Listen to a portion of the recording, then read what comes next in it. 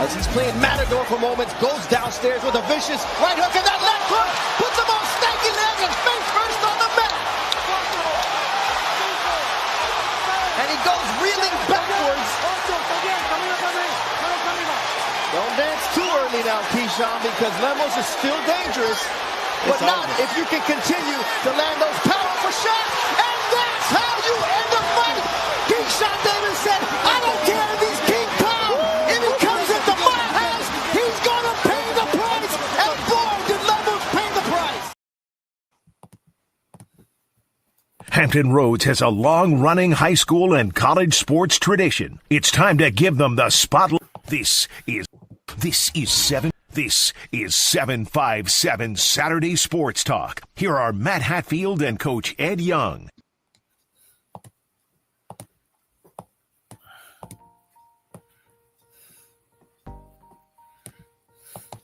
Good Saturday morning to all of you out there. Welcome to another edition of 757 Saturday Sports Talk. And what on earth are on your hands? Is that Edward Davis Young? What do you got there? Where'd you get that from? I'm feeling it. Oh, I wish I could reach across the screen, right against the chin, pow, right in the kisser, uppercut to the gut. Oh, man, I'm feeling it today. Oh, Were you at Scope Friday night? You know, I couldn't be. Were you at Scope Friday night? Could you imagine if it was Young and Hatfield opening bout in front of 10,000? Oh, you wouldn't last. You wouldn't last a minute and a half. I would pay them. They wouldn't have to pay me. I'd do the I'd bite you like a spider monkey. You wouldn't be ready for it. Oh, man. You can't know Mike Tyson me, baby. I got that Evander Holyfield, baby. Rope-a-dope, okay? Well, like listen. If you're Evander Holyfield, you better make sure you keep your ears. You know.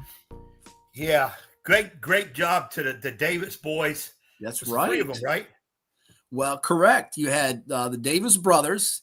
You've got obviously as it's going across Keyshawn, Kelvin, and Keon, all won in front of a packed house of over 10,000 Friday night. It had the city of Norfolk buzzing, as did the football team over at Powhatan Field down the road. So it was traffic jam central for that. And my goodness, we're going to have a special guest later in the program who was checking it out. A lot of people were watching the fight into it.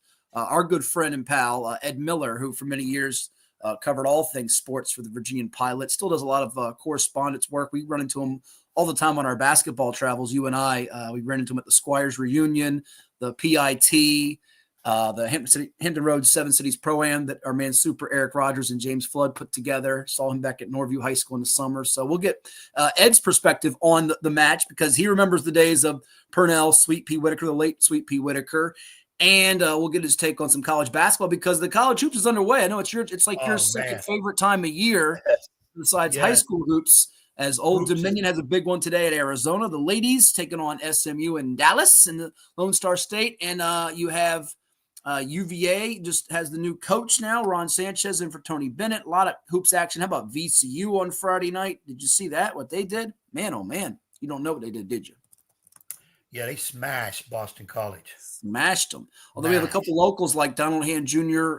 From Lansdowne, DJ Campbell from Kickingham playing well. And by the way, the playoffs are just about here. Starting up next week. We've got some high school football action to go over with all of you throughout the morning. Lots of it, as we will be talking with you about that throughout the show with some clips, including some games that took place on Thursday night.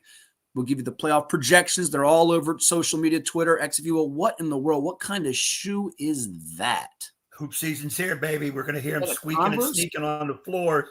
Okay, this is a size. $1 to see that fight between me. It might be. Although we ran into you, Derek, you were there at the what was it? The VCW we were at, Ed, in the summertime. We were sitting next to our buddy Championship Wrestling, which is coming back, I think. Yeah, in a couple weeks. This just happens to be a old school. Derek would know this. He probably has a pair. Converse. This is the Cons. Converse Cons. All right. This happens to be a size 18. Yeah. By the way, that's before our pal Jack Lowe's time. And he wants to know, does Jack, will you be a color commentator at the VA Preps Classic with him? You got nothing to do. You can help him out. You can run a tournament while I go back and forth from shuttling from ODU to there and doing what I got to do. My 18 different jobs that I'm trying to pull off. Yeah, my agent's going to be my agent. Come here. Where's my agent at? Now you have agreed to be my cohort for the upcoming Neptune Bowl, right? At the Plex later this month. You've agreed, right? Yeah. My agent, Vinny Vanu, right here. Jack, got to talk to him. He's keeping that on. Every time he gets near Hatfield, boy, he don't take his eye off of him. So negotiated, money talks, and I'm free. And young walks. Money talks and young walks. I'll be able to do it. There you go. But I just, like I said, it's basketball season.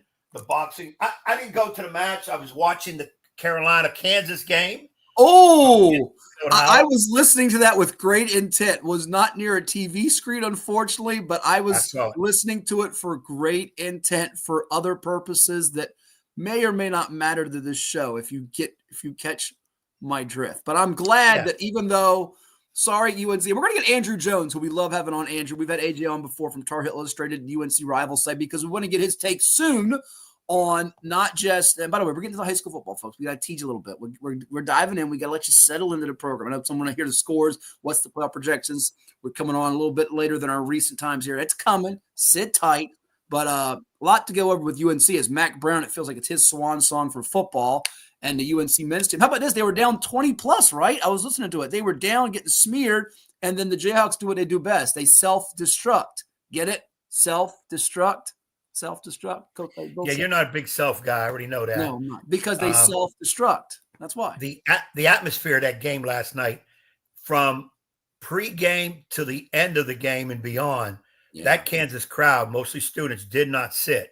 It was tremendous. Now, remember the big thing about that game was two powerhouses. They call them the Blue Bloods in terms of one of the winningest programs in the country's history in basketball. Yeah. They usually play at a neutral court. Well, they went to Kansas this time, and then next year Kansas comes to North Carolina. Yeah. So great game. Kansas led early by as much as 20-something. That's what I Here just comes said. Carolina all the way back, second half, takes the lead. And I'm going to tell you what, say this every year, say it again. Kansas looks pretty doggone good. Yeah, but they don't hit enough threes. And they have veteran guys, DeJuan Harris, Adams, Dickinson, Hunter Dickinson, Westlake. I've been watching for 20 years. I remember when he played with Team Takeover and DeMath and all that. Michigan, the whole bit. He's been in college. You always talk about guys being 32 years old. I think he is 33. His birthday is like next week. He could be eligible for AARP before the season's over. But I don't trust them, Ed. And I said it earlier. I said it last night on my IG Live. I feel like, last year I loved Michigan State. That was a bad pick. I was all in on Auburn and then Bruce Pearl. Not our Bruce Pearl from Mustangs fame. The other Bruce Pearl, who we don't like as much, let me down against Yale, the Ivy League. Had like a 9-point lead with 4 or 5 minutes to go and spit the bit. But I'm leaning towards right now, Alabama, Roll Tide. Yes, that's my pick. About nothing but the Tide, as our boy Willie likes to say with the football side. I think love me some Willie. He's like the Frank the Tank social media phenomenon for college football, like Frank is for the Mets and baseball from Barstool. And Gonzaga, did they spank Baylor or what? Baylor will get better. Scott Drew's teams do, but Gonzaga, Mark Few's going to finally do it one of these years. One of these years, he's going to do it. So, but we'll get AJ on about UNC hoops because there's still UNC is one of those polarizing programs like Kansas in the sport of college hoops. And UConn goes for the three-peat this year, and we'll see how that goes. But that finish was much more to my liking than the night before with the Bengals and the Ravens. And by the way, that was a hold, a face mask, and everything. Cincinnati got robbed and jobbed and screwed over. Baltimore. You did not deserve to beat Joe Burrow and Jamar Chase the way they played. You played with fire and shouldn't have won that game. Shame, shame, shame. Bengals covered, but shame, shame, shame. And see, wait, real quick, Mr. Coach, I want to get your take on this as a coach. They were killing Monday night. I actually fell asleep because I was so tired. I had a lot going on, so I didn't see it. I did watch the highlights of that Monday night, the ending of that. They were killing Todd Bowles, not going for 2. Baker Mayfield without his star receivers, and the Bucs losing Arrowhead against Patrick Mahomes, Travis Kelce, Derek Nottie of Ocean Lake's High Fame, and Andy Reid's Chiefs, the reigning 2-time Super Bowl champions. The media kills him for not going for 2, and then the media eviscerates the Bengals coach for going for 2. Like, Zach Taylor can't win. Todd Bowles can't win. What are we doing here? What does the media want? Do you go for 2 or not go for 2? Well, Matt, different circumstances. They both are wrong. No, be consistent here. Be consistent. I'm going to have a little note on that. I'm a guy that will give my opinion on some things with, by the way, the big topic that's buzzing around the state with Hayfield football and eligible 2 years in a row in the postseason. I got some takes on that, and people want to crush the VHSL, and I'm one that, allows some of that, but I'm going to defend the VHSL and something in regards to that in a minute. But my goodness, these coaches can't win. You're a coach, and I love to kill the coaches, so I'm taking the opposite. I'm taking your side this time as a coach. You got to be with me on this, right? The coaches can't win. You guys are coaches. You guys get picked apart. The media, they're a bunch of, non-knowing, had never coached a day in their life sports writers, drunken sports writers, as somebody once said. I mean, you're with me on this, right? I'm going to say I'm a little tepid because it's football. I don't coach football. What would I do? I try to equate it to basketball. We don't go for 2 in basketball. You might have a tie score. Wait, you go for 3. In fact, just the other night there was a game. Was it Southern Cal and somebody? It was a late game. They were up 1. Usually it's down 1 that you go for 3 or you go for 2 here, but you have some moments that are like that. Yeah, you do. It's close to it, but close in what? football, your chance to go for 2. They put it on the what? 2-yard line, 3-yard line for the 2-point conversion. I don't like it, Jack, because it's the same deal as, listen, on the road and the elements to rain. I didn't love it for Bowles Monday night, so people were crushing. You got to go beat Patrick Mahomes. If you win the coin toss, okay. And by the way, they've changed the rules. It used to be you get a field goal, you go home, you win in overtime. Now, if you kick a field goal, the other team gets the ball first. So your defense has to do some type of stopping. But look, I don't like it because as Cincinnati wins the coin toss, we're crushing Harbaugh and the Ravens. They know they're blowing a lead. You can't hold it again, blah, blah, blah, blah, blah. And that game changed, by the way, on Brown's fumble. Chase Brown's fumble, 21-7, mid to late third, changed that whole game. But I don't like the deal. I don't like the deal at all. I mean, you go for 2 there. And here's the thing. He burned a timeout, Ed, which, now you get to look at their defense, but also the defense got to look at your formation. So once he burned the timeout, I thought for sure Taylor would kick the PAT there. Now, I think he got screwed, though. There was a couple calls, and even the rules expert, help me out here, it wasn't Mike Pereira. Who's the guy for NBC and Amazon? He does it with them, with Michaels and Herbstreit. Somebody will come up with it. Maybe Jack, somebody. The rules expert. Not Gene.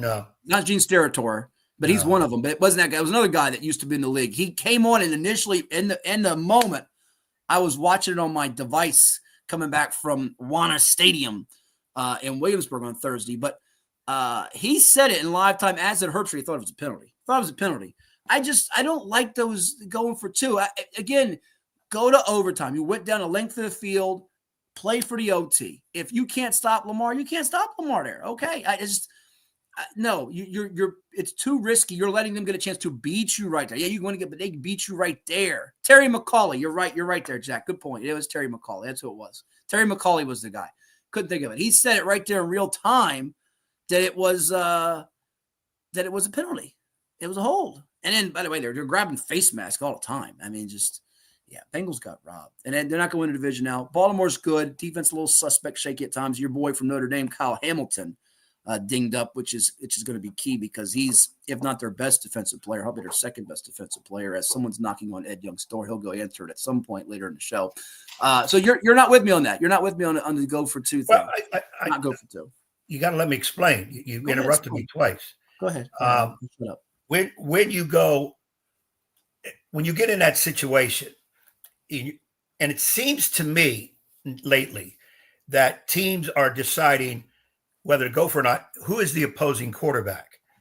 like I heard yesterday on talk radio, you can't give Lamar chances. You can't give Mahomes an extra down. And I'm saying to myself, what do you mean extra down? Well, if you get the 2-point conversion, but then what happens is Holmes gets a fourth, because when it's 4th down in inches, they're going to go for it. Not going to kick a field goal because they're losing or whatever. So I listened to all these different reasons why you go, why you don't go. Back in the day, you went for 2 to win the game. You didn't think about who the other quarterback is, whatever, how much time, whatever. I'm going to go for 2 because it'll help us win the game. Now, if it's only a few seconds to go in the game, 2 seconds, 3 seconds, it's an easy decision. If you trust your offense that you can get in the end zone that close, then you go for it. A lot used to be the idea of, well, you have nothing to lose. You're not going to the playoffs. So go for 2. You get a win, you hurt the other team, especially if they're going to the playoffs. I just think the reasoning for going for 2 nowadays has shifted, has changed. It's too much, I don't know, is it analytics, where we're thinking who the opposing quarterback is? 100%, yes. Yeah, how good your team is and all that kind of stuff. To me, if back in the day you went for 2 to win the game, knowing that if you didn't get to 2, you'd lose. So me, yeah, I don't mind being a riverboat gambler once in a while. But if I got a chance to go into overtime with what I have, if I believe in what I have, I'm going to take the chance of going overtime. I got more time to win the game. But that's not the overall feeling about this now with 2. Baker Mayfield at the flip and watching the game, I thought somebody slapped him or something. He just like, oh my God, Kansas City gets the doggone tap. So what he was saying was, we're not going to win. They're going to go down and score. Right. The mood is such. It changed. And I thought to myself, why would you express it on national TV? Well, and I've also heard people in basketball real quick. They say if you're on the road, you go for the win. If you're at home, you go for the tie. Heard that too. The philosophy of situations. But you're familiar with Mike Lombardi, right? Lombardi line Beast, and he goes on with Mad Dog on Sirius XM all the time. Former NFL front office guy, GM with the Pats, other teams, the Raiders. He was saying this is all because of analytics, which you just hit on. And Bill Barnwell from ESPN did a big, study on you go for it, you can get it 48%, whatever. Well, if you get it like 48%, whatever the percentage is, that means 52% of the time you don't get it and you lose. I mean, come on. I don't want to take that 50. Again, you have momentum, and now you're giving a team that has no momentum a chance to stop it. And I was really critical of a high school coach that I highly respect. I think he's one of the best around. His team just clinched a playoff berth last night. Robert Jackson of Lansdowne, who was at Salem, because years ago, if you remember, they were down like 4 scores to Oscar Smith. Me and our good friend Rod Johnson at the time was the man in charge of us at VirginiaPreps.com, now coach, and he had the opposite side. And we had a big back and forth on radio with this. He took the side of you go for the 2 there. And I feel like when you go for the 2 there, you now give a team that's having its life sucked out of them a chance to win the game and stop it, which is what Baltimore got. They weren't stopping them at all. So I just, again, I see the side of you get a chance to win it right there. But to me, the risk outweighs the reward of you can lose it right there. You came roaring back down the field. If you get your defense has to stop them at some point. Otherwise, you're not going to win the game. So I know you said, well, you can win it right there, but I don't feel like your odds are great as the greatest there. I just don't. So teams can turn it over. Interceptions, fumbles, crazy things happen.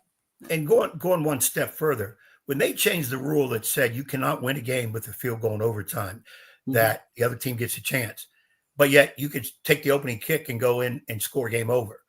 I disagree.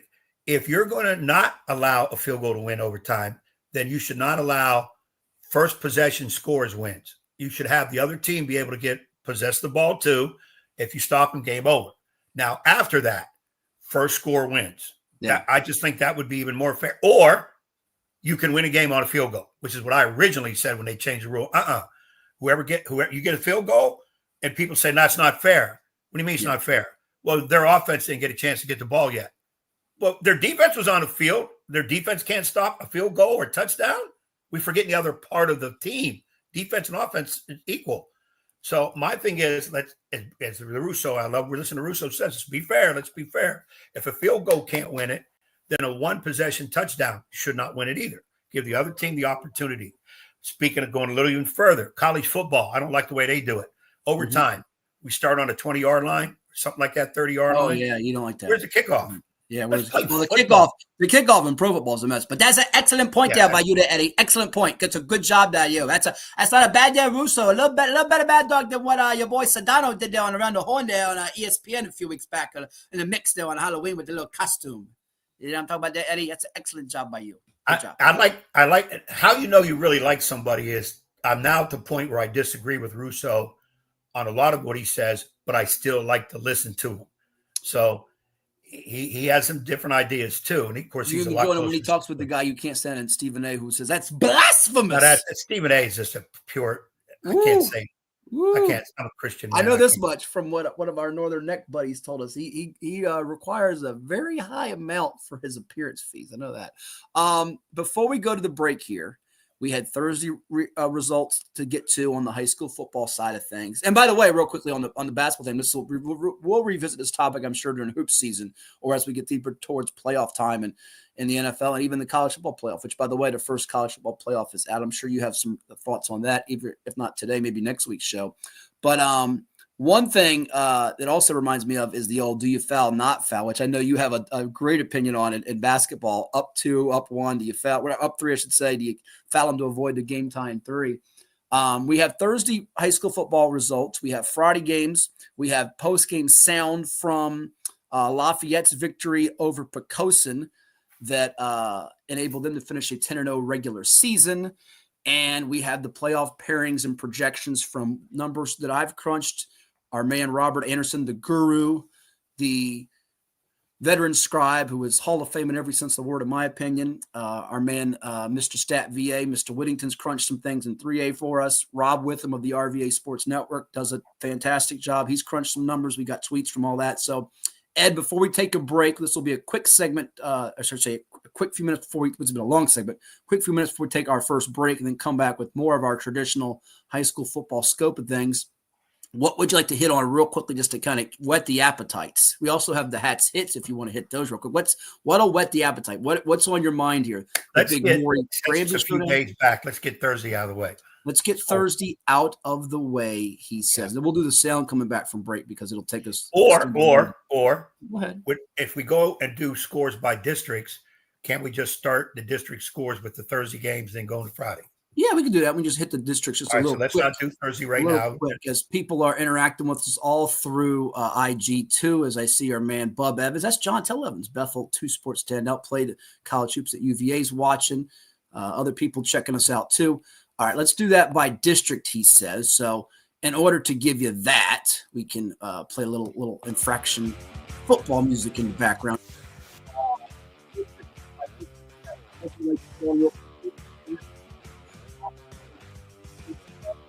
What district would you like to take care of that for us here out of the chute? Usually we've been starting over on the other side of the water with the Bay Rivers and Peninsula. Let's flip it. And let's start with the beach. The Beach District on Friday night. Bayside's Marlins clinched to play. Thursday games? No Thursday games? No Thursday in the Beach. Only Thursday games were the 2 in the Bay Rivers, which saw Lafayette beat Poquoson and Smithfield oust Tab, although Tab's still going to playoffs. And the Peninsula game, which was Bethel romping over Menchville. And Amari Pryor, he might have a Chicho's Pizza 757 football player of the week voucher and plaque coming his way soon because he had a monster game on the ground for David Porter's Bruins. No games to say on Thursday. Green Run polished off its 4th consecutive regular season unbeaten. Kudos to Brandon Williams, 35-10 for his Stallions over Ocean Lakes behind Kassan Farrar, the UConn commit quarterback, Jaden Anderson, the Virginia Tech wide receiver commit, leading the area in receiving. 9-1 for the Cox Falcons, a 16-14 winner over the Kempsville Chiefs. They had that tough loss we talked about with Coach Noe in the offseason a year ago in the playoffs to Kempsville. Blocked field goal, return for a touchdown. That was tough to digest all offseason long, and they recovered to go 9-1, clinch the number 2 seed in Region 5A. 8-2 it is for the Salem Sun Devils, a 77-12 winner over Princess Anne. They put up a 77 burger after piling up 55 on Tallwood the week before. So the Sun Devils go in. Mark Hall's team, 43.3 points per game, 8-2. They'll be the number 3 seed in Region 5A. Kempsville, by the way, dropping to the 5 seed. They'll open up at Indian River. Meanwhile, Bayside a winner 28-7 over Tallwood. And you had Lansdowne, 21-12, a winner over Kellum to secure a playoff spot in Region 6A. First Colonial was idle. They end up at 1-9. So that covers the beach. We hit on what next? Let's move over to the Southeastern. Southeastern District from Friday night. No games on Thursday. Oscar Smith, 10-0, perfect regular season. Kudos to Chris Scott, his Tigers, his staff and players. They blank Western Branch Bruins conclude the season at 4-6. They are still going to the postseason. You also had the Kings Fork Bulldogs overcome an early deficit, eliminating Hickory from playoff contention 47-16. The final is Anthony Joffrion's team from Suffolk gets it done on the road on senior night against the Hickory Hawks. Grassfield Indian River Braves, they had that 3-game losing skid earlier this year. Well, they have a 3-game winning streak going into the playoffs as the Region 5A champs, defending Region 5A champs, close out at 7-3 overall. We mentioned they'll be the 4 seed playing host to the number 5 seed Kempsville Chiefs coming up in the Region 5A quarterfinals. You also had Deep Creek secure themselves a playoff spot for sure. They were pretty much in like Bayside, 28-7 over Lakeland. We're showing a power ratings tie for the 6th seed between Deep Creek and Bayside, but based on our tiebreaker procedures that we've gone through, 6-4 Marlins stay ahead of the 5-5 Hornets for that 6th seed, which means the 7th seeded Hornets will open up at number 2 seed Cox. And you also have on Friday night the Nansemond River Warriors victorious. They were over the Great Bridge Wildcats, and for some reason, doggone it, you knew this was going to happen in the show. I would not have the score. Yes, I do. 41-13, Nansemond River over Great Bridge. And I think that covers everybody in the Southeastern, right? Everybody you picked. Oscar Smith won, Nansemond won, Indian River won, Deep Creek won, Kings Fork won. Yeah, so far Beach and Southeastern undefeated.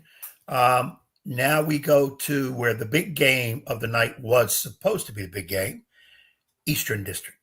Eastern District. There's the other Hall of Famer. We talked about Robert Anderson. There's our man Linn Burke chiming in. We can't believe that the season is over too, Linn. Eastern District, Maury, a winner over Granby. Keyshawn Davis once upon a time went to Granby, didn't graduate from there. And the Comets did not have the good luck charm on their side. Opening kickoff returned 80-plus yards by Hunter Collins, and the Commodores all over the Comets, 55-0. What's wrong with Maury, Ed? They only won this year by 52.9 points per game. Last year it was 53.5. They're slipping. And last year they beat district opponents in the Eastern District by 70 points per game. This year, only 64 points per game. I look vulnerable. Yeah, I think Maury's vulnerable. I think you can beat them. Yeah. You could probably beat them in warmups this year. I think you can get them in warmups. I think after that, I think they would lose if they played the 85 Bears. Also in the Eastern District, Churchland won by the same exact score, 55 donut against the Manor Mustangs, their Portsmouth rival. Not really sure they're a rival these days. Mustangs have a tough year. They go winless 0-10. Eastern District game that was called before halftime, our understanding, not because of a shortage of participation and number of players or anything like that they got off the field, but it was supposedly like a fight or altercation in the stands between people from Norview. I don't get it. Game was at Lake Taylor, however, as Lake Taylor's Titans, Hank Sawyer's team, wins at 46-0. They end up averaging 41 points per game their last 6 games of the year, but they close out 3-7 and will not qualify for the Region 3A playoffs. Not like the Titans, they're 3-time state champions. They are under the living legend, Hank Sawyer.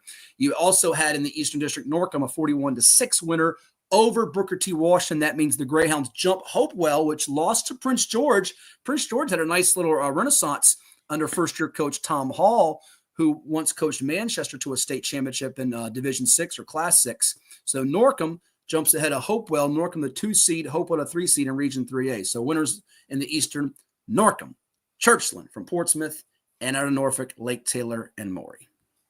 Again, everything according to form. So I think I had Maury 48-14 over Granby. I thought Granby would at least score, but that didn't happen. I mean, Maury, it wasn't even a game. And in Granby, we talked about them last week. They're good. They're very good, but they're not Maury good. And that game proved it. Now, fortunately, I don't know who is Maury good. I mean, you'd have to go a long way around the state to try to find somebody who is as good as Maury. I still say Maury's winning the 5 title. I don't see anybody beating them. I just don't. Everybody else can be mad and whatever, because I know playoffs, anything can happen, but Maury's happening right now. I don't see anybody beating him. Yeah, I'm with you. Let's take a quick timeout. We'll come back with some more from the action that transpired on whoops, hit a wrong button there. From the action that transpired on Friday night, and we'll go through the Bay Rivers and the Peninsula District. It's all coming your way here on 757 Saturday Sports Talk. Ed Young's got the boxing gloves. He is ready. You missed it, Linn. I knocked this fool out. You missed it. So I knocked him out. His trainer got him going. You missed it, Linn. It was a heck of a fight. I got him. He palled me. Next time the Scope, it's Young and Hatfield in the opening match at the Scope. If you guys sponsor out there, we can do it. It'll be a short fight. Don't go for popcorn or nothing. It'll be over because they know if they went to the Scope to see you and me fight, it would be not worth their price of admission. Like I said, I would just jump you from behind like a spider monkey, and that would be the end of you. It would be the end Question of the day. Yeah, go ahead. What round or not? Actually, what number of punches before Young knocks out Hatfield? It's not who's winning. It's what round or number of punches. Okay. He is having Linn, a senior moment. Having a senior moment. Boxing in the air last night. Norfolk over 10,000 at the Scope. It brought back I didn't go.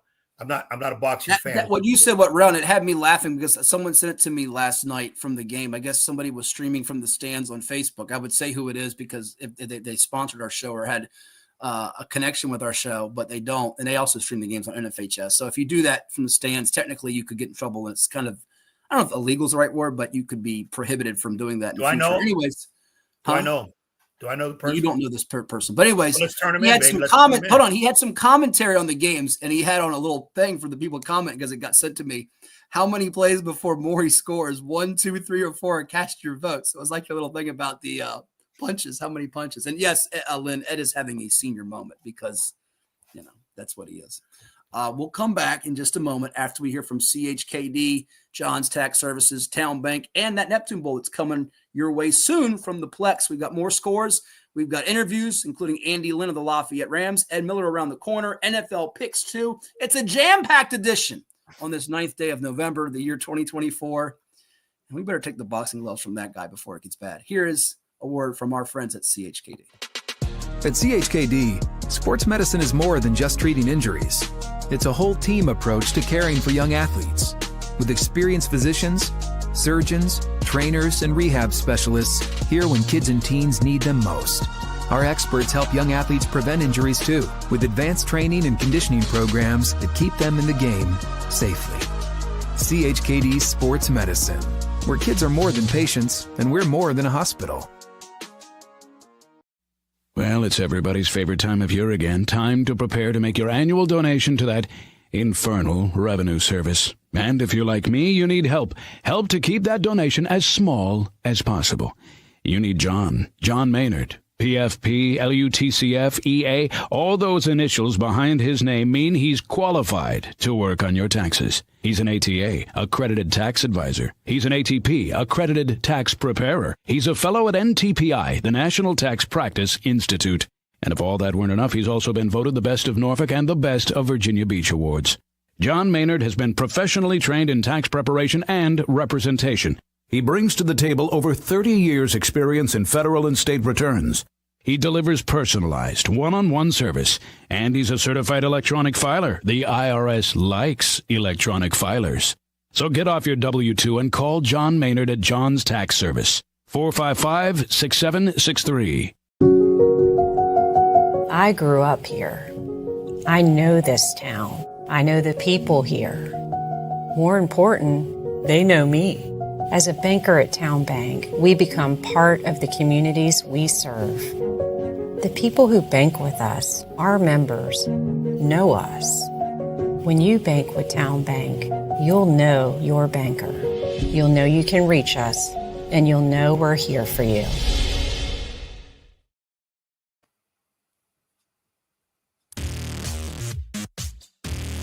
Get ready for the Neptune Bowl presented by DoubleTree by Hilton on November 23rd, 2024 at the Virginia Beach Sportsplex. Tailgating starts at 10 a.m. Grab your passes for just $50. Gates open at 12:30 with kickoff at 2 p.m.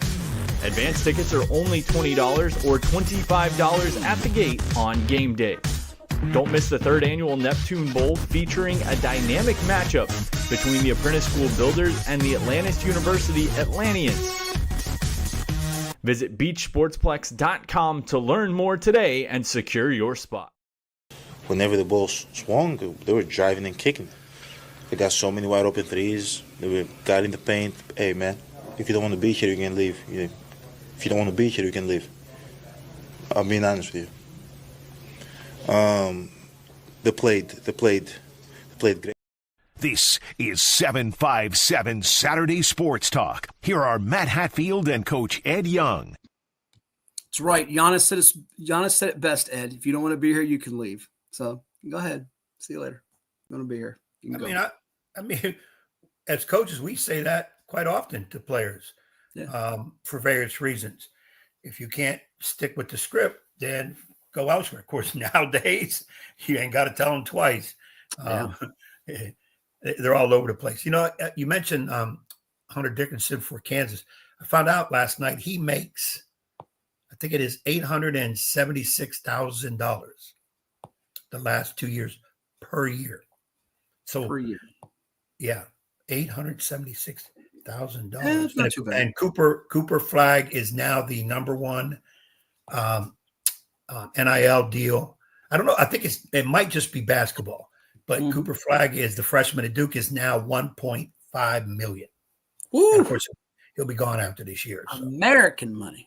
Yeah, and there's another chick at LSU. Another chick. That's nice. He didn't get her name. This is another chick. It's she has a weird first name. Beautiful young lady. I want to say Flojo, but it's not. It's like that. I think her last name is Johnson, and she's making. I think it was $1.1 million. Well, I've got the LSU roster right here.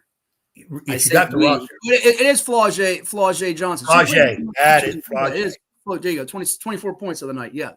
Not Strong J. Strong J was in the movie with Eddie Murphy and one of the greatest restaurant scenes in the history of movies. You got to look it up. Strong J, who was played by one of my all-time crushes, Grace Jones.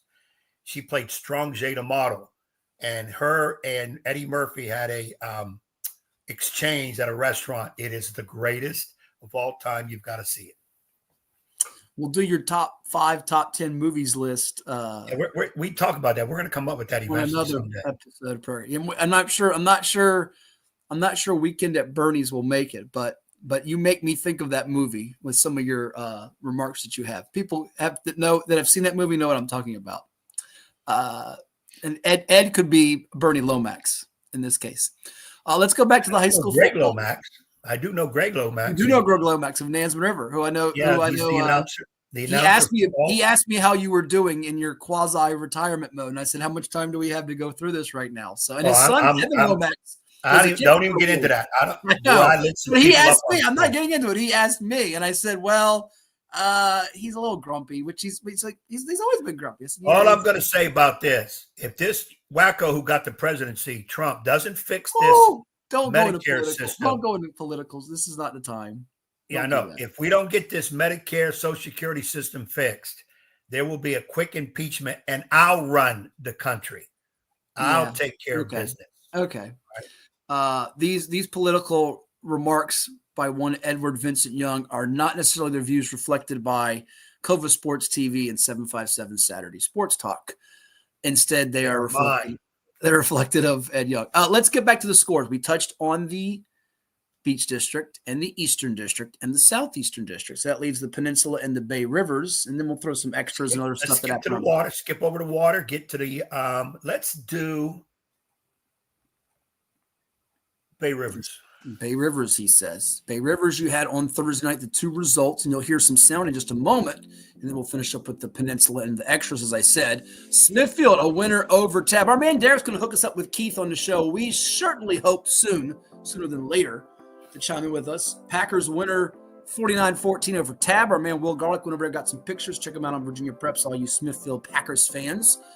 So the Packers are 8-2. They secure the number 2 seed, Edward, by our calculations in Region 4A, just ahead of the Hampton Crabbers. That would have meant Hampton would have had 2 weeks off because they were idle this week after beating Bethel on Halloween night. Smithfield will get the bye, and they'll host the winner of Hampton Denby, the 3-6 game in Region 4A. Phoebus gets the bye in Region 4A as the 1. They'll host the winner of the 4-5 matchup, War Hill Churchland. It looks like War Hill jumped Churchland for that 4 seed, which we'll get to in a moment from the Bay Rivers reaction, or Bay Rivers results, I should say. Lafayette a winner over Poquoson, 14-6, as Andy Lynn's Rams got it done behind 87 yards on the ground from Breon Stokes, who found the end zone. Also got a 20-yard touchdown pass from Baum Hogg to Nayron Hudson, and the defense was lights out most of the night until Poquoson found the end zone late in the fourth quarter, courtesy of Owen. Don't call me Red Solo Cup. Owen Cup. You'll hear from Andy Linn and Tristin Harris in a moment from the Rams of Lafayette. Also in the Bay Rivers, War Hill shuts out Jamestown on Friday by a count of 47-0. You had Grafton shut out York 16-0. I know you were worried about this one for your pal, our good friend Blue Smoke. Doug Pereira's team had that 3-1 start. We did the interview with him. We'll say it was the Ed Young jinx, even though he wasn't there. 16-0 loss. They've lose their last 6 and missed the playoffs in Region 3A. And crashing the playoff party from out as the 10 slot all the way up to the number 5 seed. How about John McCauley's New Kent Trojans? They got it done. Ed shakes his head because every time he picks against New Kent, they win. Every time he picks them, they lose. The trend continues. I picked against them too. Do give a hat tip to our good friend Marty O'Brien from the Daily Press in Virginia Pilot. He was the Lone Ranger on the New Kent wagon this week, coming off that 31-7 lead they lost in an overtime game at Smithfield. They respond with a 55-28 rout of Bruton. What's wrong with the Panthers? Well, the schedule got tougher with Poquoson and New Kent on the road in November. They go from 8-0 to 8-2. They drop from the number 2 seed to now the number 3 seed in Region 2A. It means Bruton will host Nottoway. Going up to 2 is Southampton, who will host a dangerous 7 seed in King William. As for New Kent, looks like they'll be the number 5 seed. We'll show you who they are projected to play in Region 3A. It's Colonial Heights.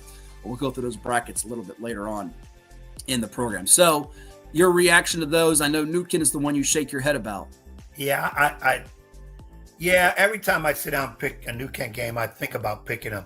But I really felt confident with Bruton, even though they got smashed last week. I said this would be, they could come back and take this. Now I get a little concerned. Bruton, I'd have to ask you. I don't know anything about Nottoway. Could Nottoway beat them? Do they have enough tools? With Bruton going the other way now, yeah, the running back Anton Carter is good for Nottoway, but I think depth is an issue for them, which it is for Bruton. So I think they got a better, in a weird way, not that they tanked the game or wanted to lose, but I think seeing Nottoway as opposed to King William, who played a really good schedule, is a better draw. And by the way, don't be shocked though if King William plays them in the second round and beats them, and King William plays Poquoson in that region final. They've met the last couple of years in the region semis, region finals.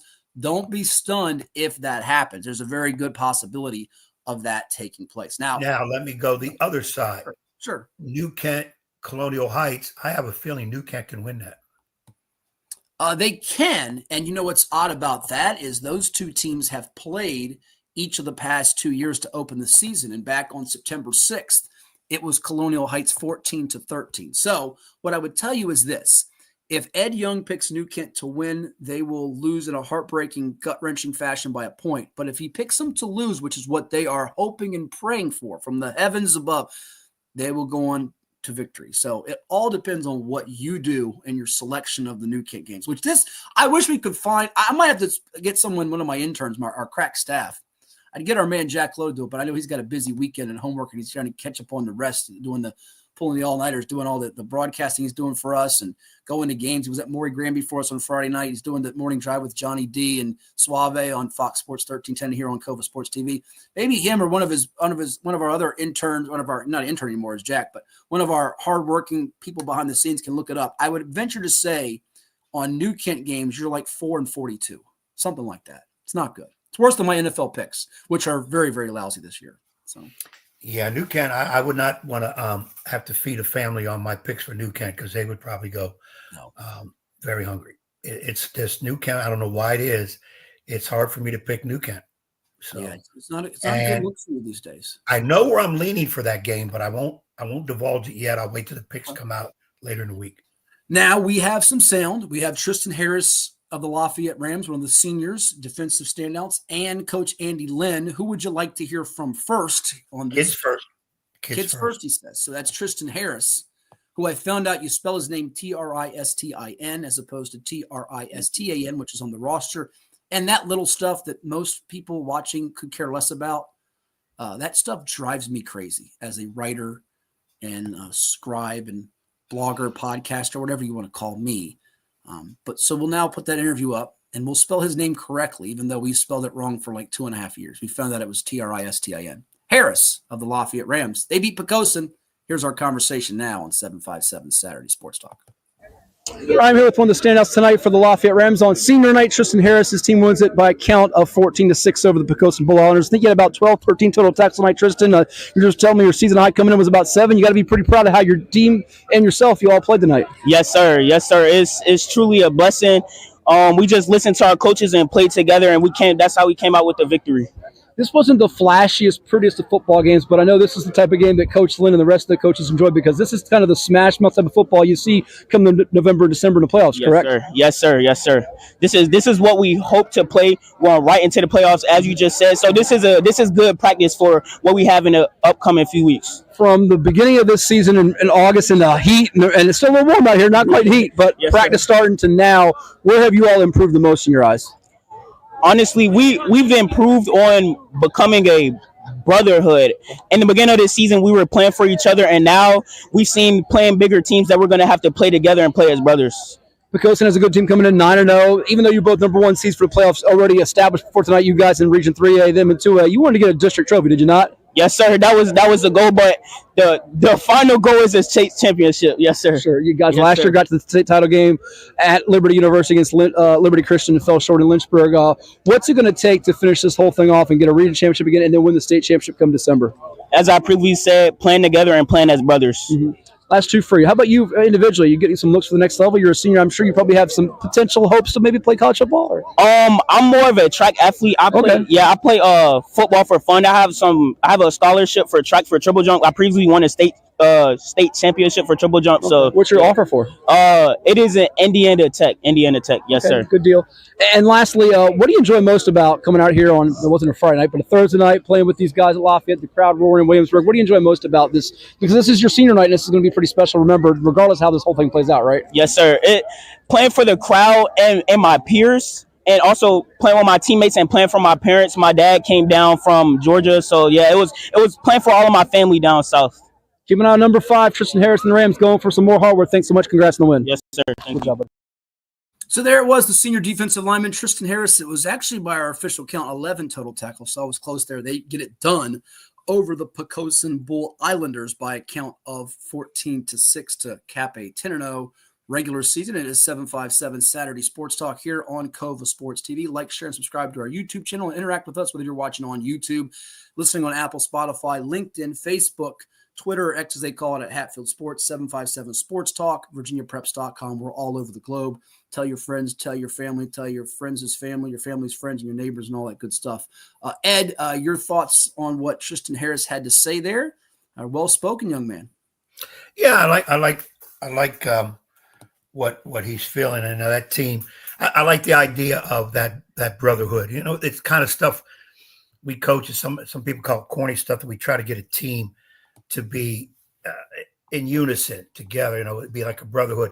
And I know I've used it, and I even say to the guys, you know, sometimes brothers fight. I mean, I argue with my brothers. Of course, I was older than my brothers, but sometimes brothers fight. But let somebody in the neighborhood want to fight your brother, and we're going to be right there to defend. It's like, no way. We're not letting nobody fight family. And you try to impress upon them, if you keep that bond when you're playing, it can get you through some tough times. So I like how that came out in there. But again, the bottom line too is you're going to have to execute, and that team executes. That team's a playoff type team. I would think they're going to win a few games in this, if not go almost all the way. He could go all the way. Is that Chris Berman? Oh man, I missed Boomer. Is Boomer still on ESPN? I don't. He is. He does NFL primetime on ESPN Plus. I think he does it with Booger, Anthony McFarland. I think. I unfortunately, even though I've done games and watched games on ESPN Plus, I don't have ESPN Plus. I couldn't tell you with certainty. So there you have it. And we did see it come across the screen there. We got Ed Miller coming up, and we thank our man Bartholomew Bart Ugastram for saying this show's great highlight of your Saturday morning for sure. But we appreciate that. Keep spreading the word so we can stay on the air and keep growing and prospering with all of you out there to give you the latest and greatest in the world of sports, especially on a local front and statewide all across the globe. And I guess that I didn't see it. Maybe I got up when the commercial aired. I haven't seen it yet. Did you watch it? Apparently Jack said, nice spiral on the ball. Look at that. Yeah, look at that. My commercial, and Bartholomew liked it as well. So, yeah. My Neptune Bowl commercial. Have you seen that? You're in it? You're in it? I'm in a commercial. Yeah, I guess we haven't been watching enough CoVA Sports TV. You need to put that on your viewing habits, your viewing agenda, your list there. Yeah, I'm going to have to see that. You got to see that. Yeah, you got to see that. Got to see that. So that'll be coming up. If you haven't, you'll see it, I'm sure, on today's program or in future episodes of things you watch here on CoVA Sports TV. We have all kinds of podcasts, shows, live sporting events, football, field hockey, soccer, the whole litany of content, riveting content that resonates all across the world. Ed's going to get into his boxing, I'm sure, his comments with Ed Miller later on in the show. But we now have to hear from Andy Linn, do we not? Let's do Andy Linn. Andy Linn, Lafayette Rams trying to get back to the state championship game in December. They lost a year ago to Liberty Christian, and they're 10-0 going into the playoffs. Here's what he told us after the big win on CoVA Sports TV. All right, here with Lafayette head football coach Andy Linn. His Rams win at 14-6 in an old school slobber knocker defensive grudge match tonight to cap their first 10-0 regular season in I think about 6 years, coach. But hey, your kids celebrate the championship Bay Rivers District Trophy. I know you have designs and hopefully getting a regional and state championship trophy. And one of your youngsters just said, we have practice tomorrow, which is the funniest thing I think all night, right? Yeah, well, that is funny. Exactly right. But no, we do not have practice tomorrow. I think they're going to be a little sore in the morning. Yeah, no, I mean, great. It's always a great game with them. I mean, it's in the 30 whatever years I've been coaching around here, that's the matchup right there between us and them. You know, last year's 17-14, this year's 14-6. I mean, they were a great fundamental physical football team. You know, they're gonna make some noise in Division 2, I'm telling you.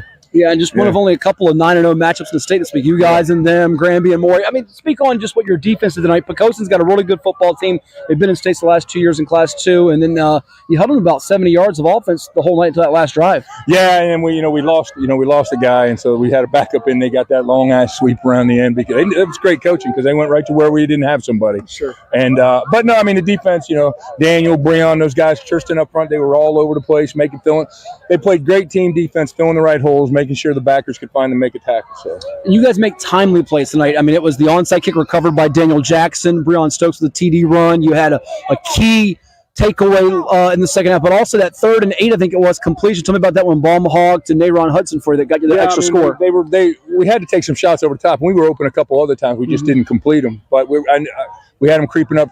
So I said, let's just take. And I said, just give him a chance. And he got past him, which made the safety turn around a few times.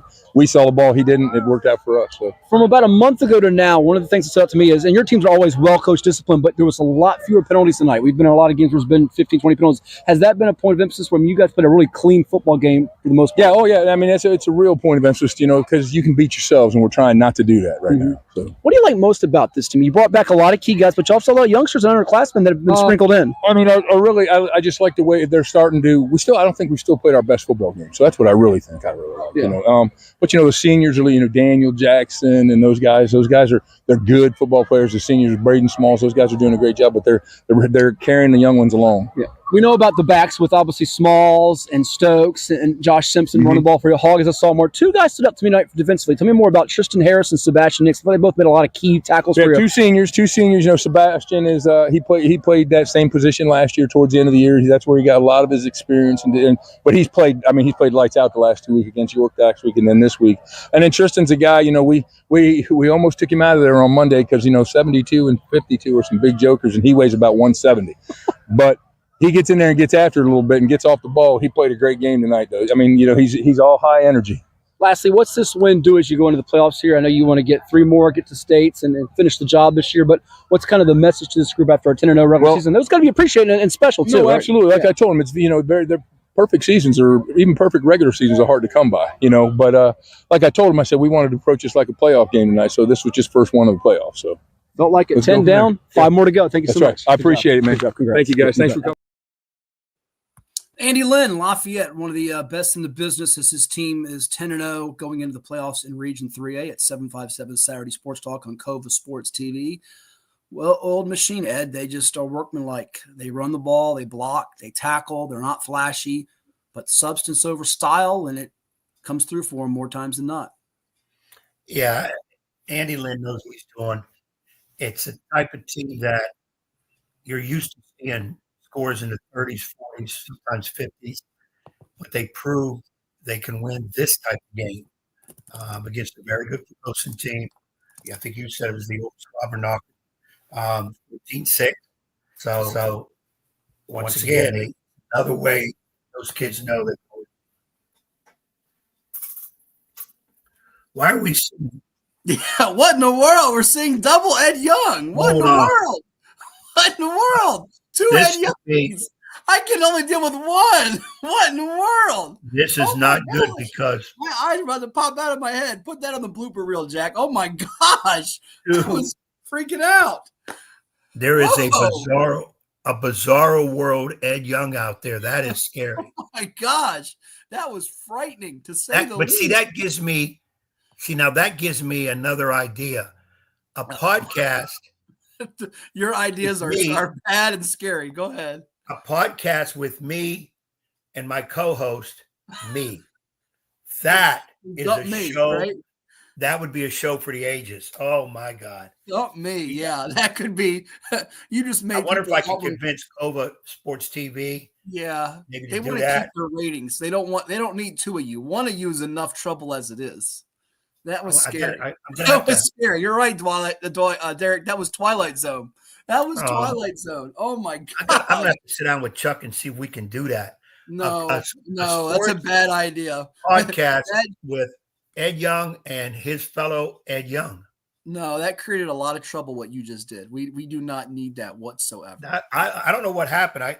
If I start touching buttons, yeah, anything can happen. I can recreate myself. We don't need two of you. One of you is more than plenty. Man, that gives me a great idea. Yeah.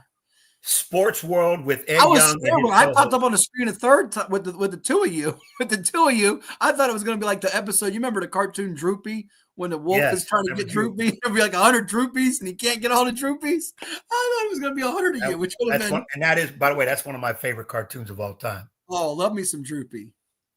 Hello. Yeah, if both of us gone on a rant, it would be. Oh, Derek, it would be dangerous. Yeah. The old saying, Katie barred the door, whoever Katie is. Yeah, you're going to have to do that. Yeah, you have to do that. By the way, as we go to break, we'll let you ponder this one. Maybe we can throw it to our college basketball scribe that's coming up in Ed Miller. Who's got a better chance to pull the upset today? Virginia Tech of Clemson or UVA of Pittsburgh? Cast your vote. We know who Jack's going with. The Wahoo fanatic he is. But what do you think? What do you think? Football, I would go. I think Clemson is vulnerable, even though they lost last week. I think they didn't just lose; they got embarrassed. But see, I also think that can rile them up to come back and knock Tech. Tech just can't seem to get going in the right direction. So Clemson favored by 6 in Blacksburg, 3:30 kick on ESPN. Pitt's favored by 7 at home against UVA. UVA needs to win 4-4. And by the way, Jack, I know you were giving me a lot of heck earlier about the Old Dominion UVA. I thought it'd be close. Now it looks like we were spot on with this. 4-4 for the Who's, 4-5 for the Narcs. That's the Monarchs, who have James Madison next week for the Royal Rivalry. They go take on Marshall at home, and then they go to Arkansas State. It's going to go down to the wire with those two, I do believe. Schedule getting tougher for UVA there, and it is a huge one playing Pitt. So I don't know. I tend to agree with you in the sense the game is in Blacksburg, which helps Virginia Tech's cause there.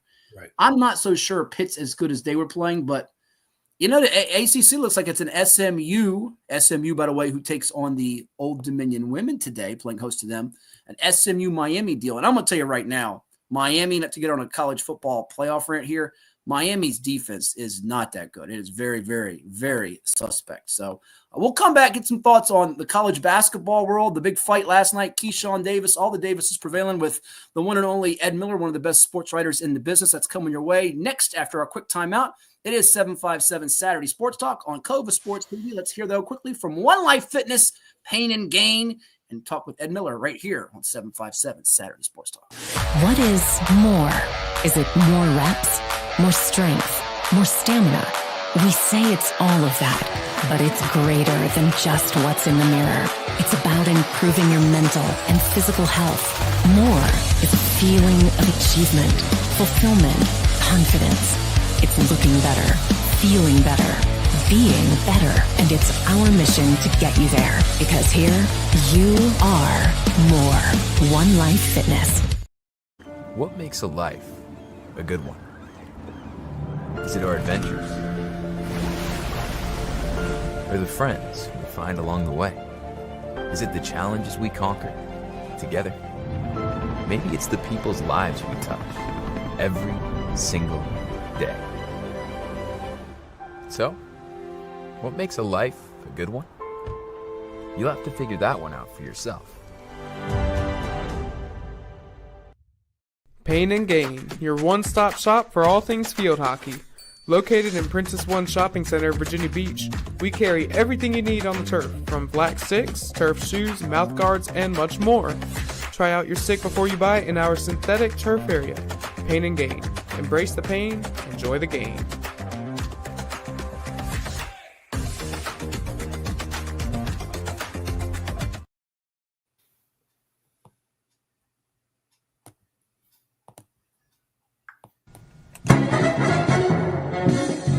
And now back to Matthew Hatfield and the evil basketball coach. Blast you, Ed Young!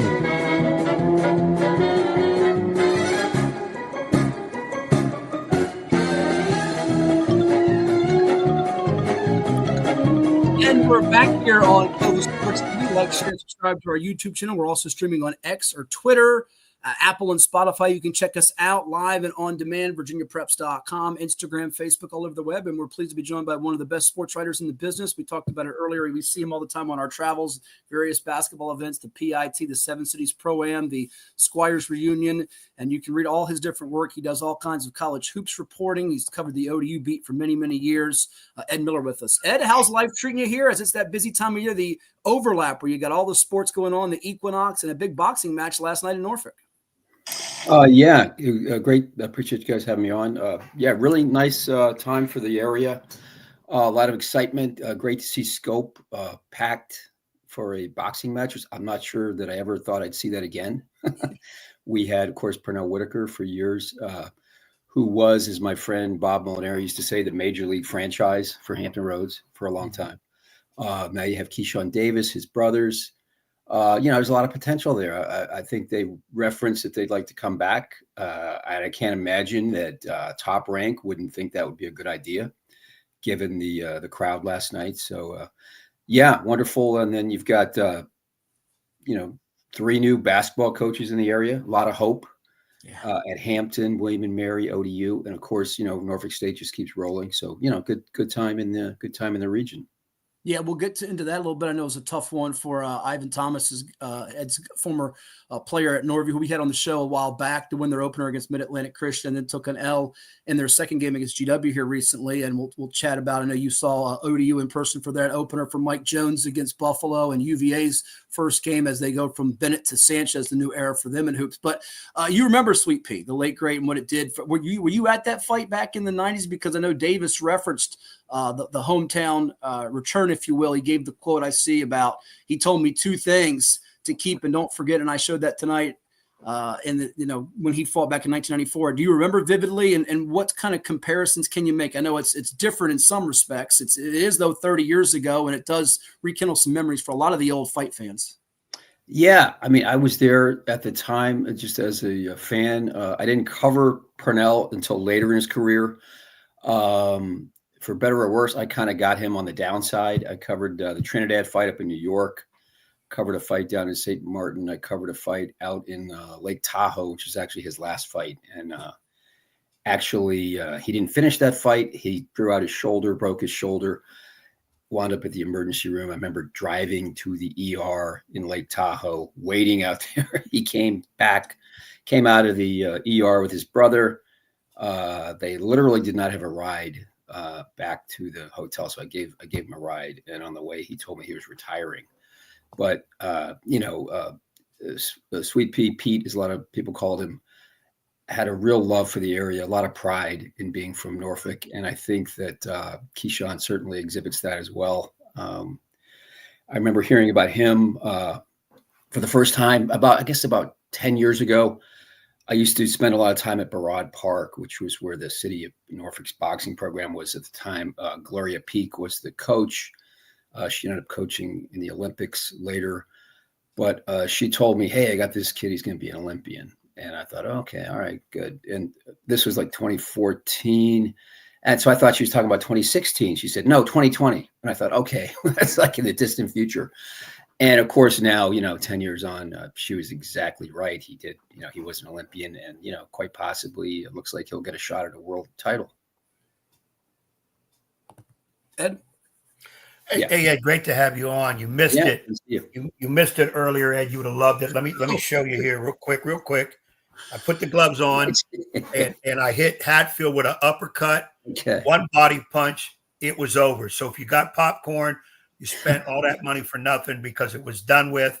And there is a potential rematch. Only this time it would be at Scope and maybe the opening bout when the Davis boys come back. Yeah, so, I would pay to see that. Yeah. And see reminds me of remember Larry Holmes and Butterbean actually fought at Scope. Yeah. Right. There, after Purnell's career wound down, a lot of people tried to bring boxing back to Norfolk and to the area. That was the kind of sideshow attraction. That's kind of common now. You have people like Jake Paul and all these, people that, are not really fighters, but they put on these reality TV sort of things. But this was like 20 some years ago. So it was unusual, to see Butterbean and a 53-year-old Larry Holmes. But, and actually they actually fought. It was a, somewhat credible event, but on the undercard, there were some pretty good fights. I mean, so there was legitimate boxing, but anyway, so yeah. And I think Shannon Briggs fought at Scope. And it was about that fight lasted about as long as the one between Ed and Matt. It was over quickly. So anyway. Yeah, that's what I'm saying. Ours, that's why you have to do ours first, because it's not round, it's number of punches. So I might do some Ali rope-a-dope just to enhance a little bit, make Matt look a little bit good. You got to carry your opponent for a while just to get the crowd, keep it. You got it. You see, Ed understands. This is why guys named Ed get it. Yeah. Now, let's get to the real meat and potatoes of this. I wasn't there. I like boxing, but I don't really support it because it's so violent. You used the word you told me before the show to him. What is it? Boxing is a pugilistic sport that I have, back in my younger days, said should be banned. Because the idea of boxing is knock somebody out, which could kill them. And we've had, I think, 4 deaths in boxing over the years where somebody got knocked out and never woke up. But that's a whole nother story. Yeah. I'm excited because it was youngsters from the area. I'm excited because I've got reports from people who were there, sent me some stuff, and it seemed like over 10,000 people. And I ask you, when was the last time Scope had over 7,000, 6,000 people? Was it boxing? What it might have been an Admirals playoff game. It might have been one of those. Could have been. Right. Yeah, that's a great question. That would be good to research. Off the top of my head, I honestly can't think of anything. Scope used to be a little more active than it is now. I mean, I called it the old gray lady in the tweet last night, and that seems to fit. But there used to be NBA exhibitions there. I don't know if you remember that back in the day. Yes. Of course, the Squires played many, many, many years ago, even before my time. But yeah, I can't recall the last time there were that many people in Scope. So, had to be a nice little economic boost for downtown Norfolk, I would imagine. No doubt about it. And it's kind of like, real quick before you chime in back with them, it's a little bit, we talked about this before, like with horse racing. In some respects, the sport is being phased out by a lot of the general public, although there's still that audience that loves it. Yeah, it's a niche sport, I think you could say. Boxing used to be a front. I mean, Pernell Whitaker, Sweet Pete, he was routinely, I'm sure more than once or twice, was on the cover of Sports Illustrated, which shows you how big boxing was back then. And I grew up in an era where we had, Sugar Ray Leonard, Marvin Hagler, Thomas Hearns, of course, Muhammad Ali before Joe Frazier. Boxing was a very mainstream sport, one of the big sports. And for various reasons, I think, it's also, unfortunately, one of the most corrupt sports that's out there. I mean, you get some terrible decisions. There's this feeling that it's not on the up and up all the time, which I think is, there's a legitimate reason for that.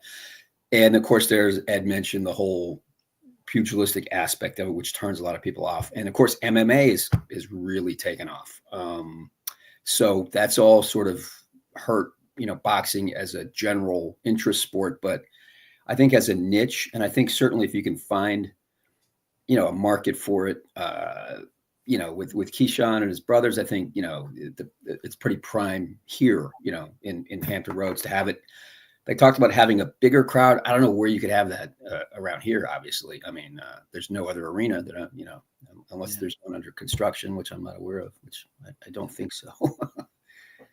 And see, that's my point I was going to ask you too, Ed, is being this area is always thirsty for the big sporting event because we're always dying for a professional team, which I have said, maybe it's being prejudiced, the best bet we would have is a professional basketball team, an NBA franchise. Yeah. We're never going to get NFL. Don't think baseball would survive it. And hockey, maybe, but I would think basketball would. We have the right type of arenas around here. And it goes back to those days of Virginia Squires who were successful, albeit a year, and they played at some different places, actually a couple years, and they played around the state with a home base sometimes of being a scope. But when I think of boxing and Pernell, and you already hit it, when Pernell was at his height, he was loved by the boxing masses across the country, but he was a Norfolk kid. And when he did fight in Norfolk, it was a major league event. And you're also right. You undercut. The reason boxing doesn't have the bright lights is some seediness. Don King, some of the promoters. Some people say it's a step above pro wrestling, which we know is scripted, and that's a circus. And boxing was not supposedly scripted, but it was only a step up above wrestling. So therefore, we've kind of threw it in a trash can, unless it was Muhammad Ali, a Joe Frazier, somebody with a big name. And the lighter weights, Pernell, people liked it because you got action. And you might see that bout go 10 rounds or whatever, whereas a heavyweight might be done in a one or two. Mike Tyson fight, you better not go for popcorn because it may be over on one punch. Right. So that's why I'm wondering, with the Davis boys, can we get some more boxing here? Will we get 10,000 people regularly for a boxing match and sell that as our major league sport? Because now we have potentially more than the next one, Pernell Whitaker. We got the first Davis boys. Yeah. I mean, I think there's some potential there. Whether there's an actual championship fight, I don't know. Those tend to gravitate to places like Las Vegas. We don't really have the infrastructure, the hotels, one thing about boxing, it's an event. A fight is a chance for people to come, get dressed up, show off. It's a big party for a lot of people. You get the celebrities. I mean, we had the local celebrities there last night. They kept showing on television, Bruce Smiths, Michael Vicks. I'm not sure who else was there, but so people like to be seen. They like to be there. It's exciting. I definitely think if Davis is headlining, they could get, certainly given the show he put on last night, that they're, you could fill scope once again. If he does win a title, I mean, it'll bring a lot of attention to the area, and which is great. Again, I think it's, you mentioned pro sports. Obviously, we've never had anything except the Squires, and I've been doing some research. I've been some stuff on the Squires, and I talked to Paul Frame not too long ago, the former Norfolk mayor. You may remember he was mayor for, 20 years. He said he brought 3 different Virginia governors to New York to meet with David Stern when there was a time in the 90s and 2000s when Norfolk was really going hard. The area was really going hard after an NBA team. And he said he used to send David Stern a holiday card every year. And he said Stern finally called him once and said, listen, you're wasting your time. Why don't you worry about these people are going to take owners. They'll take all your money and then they'll want more. So you're probably better off focusing on other things. But so they gave it a shot. Part of the, we all know this, part of the reason that this area has never got anything like that is that 7 cities is the blessing and the curse. 7 cities, 7 different agendas. They don't cooperate. They don't work together. In other states, the government is structured differently. There's a county that maybe subsumes the city, and you can do things that way. More regionalism in Virginia, and this happened up in Alexandria when Glenn Youngkin was trying to get the Wizards and Caps to move. It's just very hard to get anything politically. I think Virginia is still the biggest state without a major league franchise. And honestly, if the Wizards or I'm sorry, I'm showing my age. The Wizards or Capitals had moved to Alexandria, it still would have been a DC team. I mean, it just would have been playing across the river, not really a Virginia team. If it was down here, obviously it would be, I think, purely Virginia. Because they played in Maryland for a while. They were still called the Washington, whatever. They weren't the Prince George's County. But so anyway, long-winded answer. But yeah, we're not even in the discussion anymore for a major league team. So we got to just realize what we have. We have some of the best high school sports in the country. I think that's indisputable. We have now FBS football with Old Dominion. We have some good mid-major basketball, and that's kind of what we are. We have the Tides, of course, AAA. So it is what it is.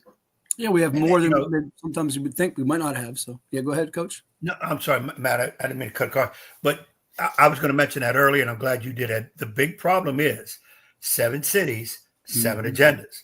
That has been not just in sports, but in a lot of things, that everybody wants a bigger piece of the pie. Nobody looks at the idea, even the casino business until it finally got going. No, everybody wants a bigger piece of the pie, and nobody wants the negative or the bad that would be associated, because there is going to be bad with good until you really get to work it out. But nobody wants to be stuck with that bill or whatever. And I agree with you, because I think Matt and I on a radio show a few years ago said the same thing. We could dream about it, whatever. It's never going to happen because they're not going to all agree. They're just selfishness is going to come through. Plus the traffic. Yeah, traffic. I mean, try getting from Williamsburg to Virginia Beach for a week. Good luck. It'll take you a week. But yeah, and the tax revenue. If it's going to be built in Virginia Beach, they'll get the taxes. If it's in Norfolk, they'll get so it's. They haven't been able to cooperate. And another aspect too, not a ton of big corporations here, private sector money. I know Paul Frame told me when they were pitching the various major league, leagues, they tried to bring Richmond in. They said, hey, we're going to get promises from Richmond that they will buy suites. So, because Richmond has a few more Fortune 500 companies than we do. So yeah, there's a lot of reasons that it won't happen here, unfortunately. But like I said, we got to realize what we have and support that. In our remaining time with you, we appreciate you coming on. Ed Miller, our guest here, veteran sports writer. We'll definitely have to get you back on if time allows for you and you're available, because we want to tap into that reservoir insight and knowledge you have here with us on 757 Saturday Sports Talk on CoVA Sports TV. We turn our attention to the college hoops scene. You talked about it, the new coaches across the 757 and William and Mary, Hampton, Old Dominion. You got to watch the Monarchs in person. What a game Mr. Davis had shooting the long ball in that tough, heartbreaking loss to Buffalo, but it does feel like there's some buzz around the program, and you got to see UVA, I think, in person too, right? 9-point win over Campbell. Yeah. I was up in Charlottesville. I'm up there. I'm generally up there a couple days a week for my current job, working up at Virginia Magazine at UVA. So I'd done some coverage of Tony Bennett's unexpected, abrupt departure. I'm not sure, it wasn't a complete surprise, but certainly it took a lot of people by surprise. So yeah, saw the Cavs, saw the Monarchs in person, watched William and Mary last night, just over the stream, which unfortunately there were a lot of technical difficulties. Saw a little bit of Hampton, and intend to watch Norfolk State and JMU tonight, which was a great game for the region. So good for JMU for coming to play at Eccles, because a lot of teams would not do that, have not historically wanted to do that. Yeah, there's some interesting action, even though people are in football mode with all the college action, the new playoff, which has people salivating for that, the 12-team playoff. It was probably long overdue. I think Ed and me tend to agree it would have been better to go to 8 as opposed to 12, but it's certainly more intriguing than the 4-team format. There's some basketball storylines. I mean, just last night, Coach Young was talking about he watched that Kansas-North Carolina game, rare that they play a regular season game against each other. The whole, going back to the history of the guys like Roy Williams and Dean Smith for Bill Self's Jayhawks against Hubert Davis's Heels. Kansas blows the big lead but recovers and wins it. And today, Old Dominion, in addition to that, that Norfolk State matchup, you have the men as now a 33.5-point road dog at Arizona. I think it was 29.5 at one point. The women taking on SMU on the road in a rare ACC matchup. It's hard to think of SMU, Cal, and Stanford in the ACC. I mean, there's some storylines as we get closer to that March to March here that I think will be fun to document, and in your case, certainly follow along. Oh yeah, absolutely. It's interesting. I was trying to count the just in our area there. I think there were 25 transfers coming in among the 4 different teams. Of course, Hampton basically, I think, has like 12. So they have the bulk of them, but the gentleman, I don't know who it was, who was doing the color last night on the Radford broadcast of William and Mary, made a good point. He said, hey, this is transfer portal basketball. So in other words, it was pretty sloppy at times. It's November, of course, but you've got this team and they basically all, they haven't played together much. And so I think, you could say sometimes the quality suffers. It's hard to maintain anything really, any kind of continuity when you're flipping your roster, almost every year. It's like minor league baseball almost. And I think, teams that are able to keep players, especially, the thing at the mid-major level was always keep your players around, develop them. And by the time they're 4th and 5th year players, Old Dominion was a great example of this under Blaine Taylor. He would get guys like Frank Cassell, Kent Bazemore that nobody wanted. And by the time they were done, they were pros. I mean, they were pros. And, they could play with anybody. Blaine's best teams were I would put up, could step on the court with almost anybody. That's going to be really harder to do at the mid-major level. That's the biggest challenge, I think, facing anyone in the NIL and in the transfer portal era. So be interesting to see how that plays out. Whether the rich just continue to get richer and everyone else just kind of, spins their wheels. Coach Young? Yeah. And I know our time is limited. And of course, every time I sit down and talk with you, Matt, and we always have questions and try to get your opinion on different things. Matt and I had got a little bit of argument last week with the 12 team. And I just saw this past Tuesday, the first showing that with the rankings, what would happen if the playoffs started that day. And the only team in there ranked somewhat high that is not considered a power, even though they've been, was Boise State. Yeah. All the other winners, conference winners, were not even mentioned. They're not ranked. They're not even mentioned. And my argument is, maybe it's the coach in me, if you win a conference championship Division I don't care what your schedule ranking is, power ranking, whatever. You should be in the playoff system. Playoffs for a national champion. So Mid-America champion, you should be in. Number 4 SEC, out. Now, everybody in the world looks at me and says, this is why you're an idiot. Who wants to see Bowling Green if they're in front? I don't even know if they are. No. And number 4 might be LSU. The world wants LSU in there. But again, what is the playoff system for? Most popular team in the country, then do it like that. If we're trying to declare a national champion, then let's include champions for the one championship. And I've been told it'll never happen. Okay, then why are we doing this system? Why not, which I think eventually is going to happen, Big Ten, SEC, all the powers from the other conference will go there. Those two conferences rule. Screw the NCAA. We have our own thing. We get our own champion.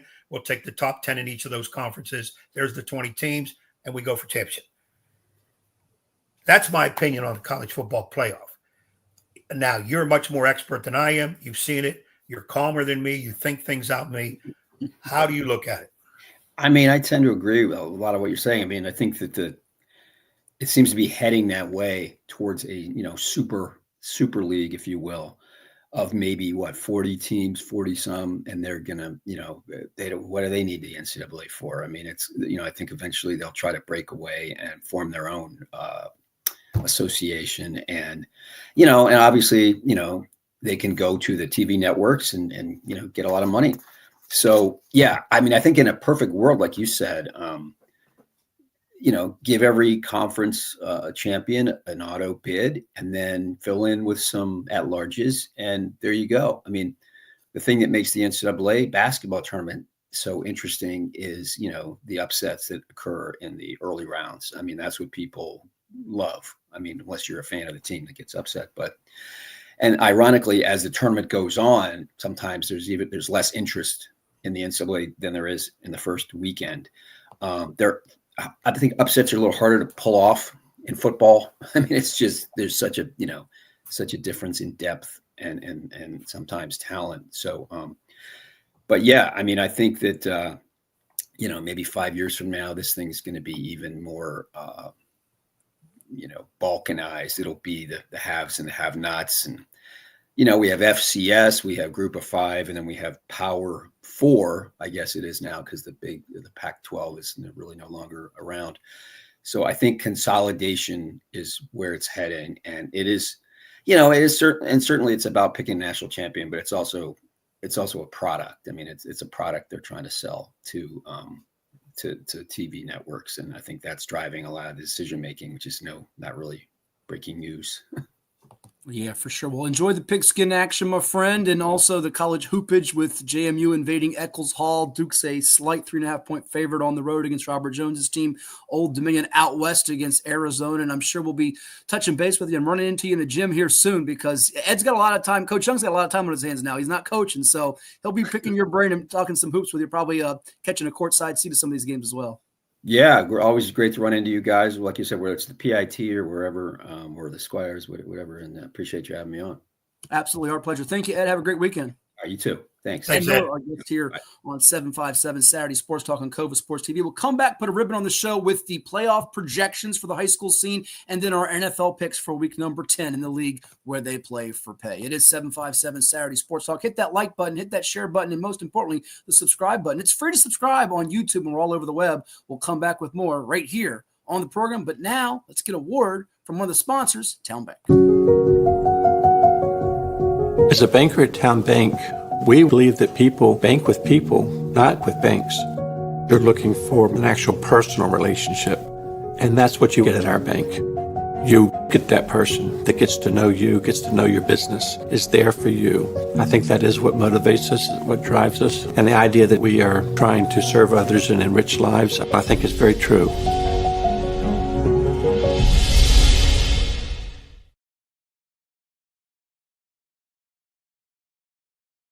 Get ready for a season of thrills and excitement. Virginia Beach United invites you to experience the adrenaline of USL League 2 Pro Soccer.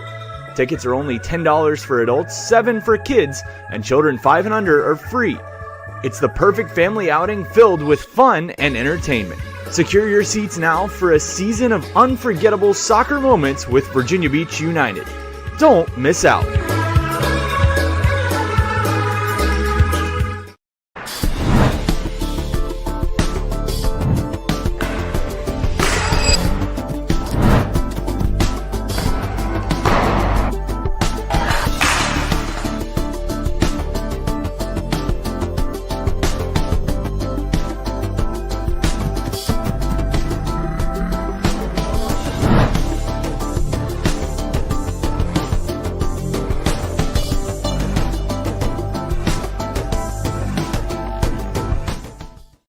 How about this thought?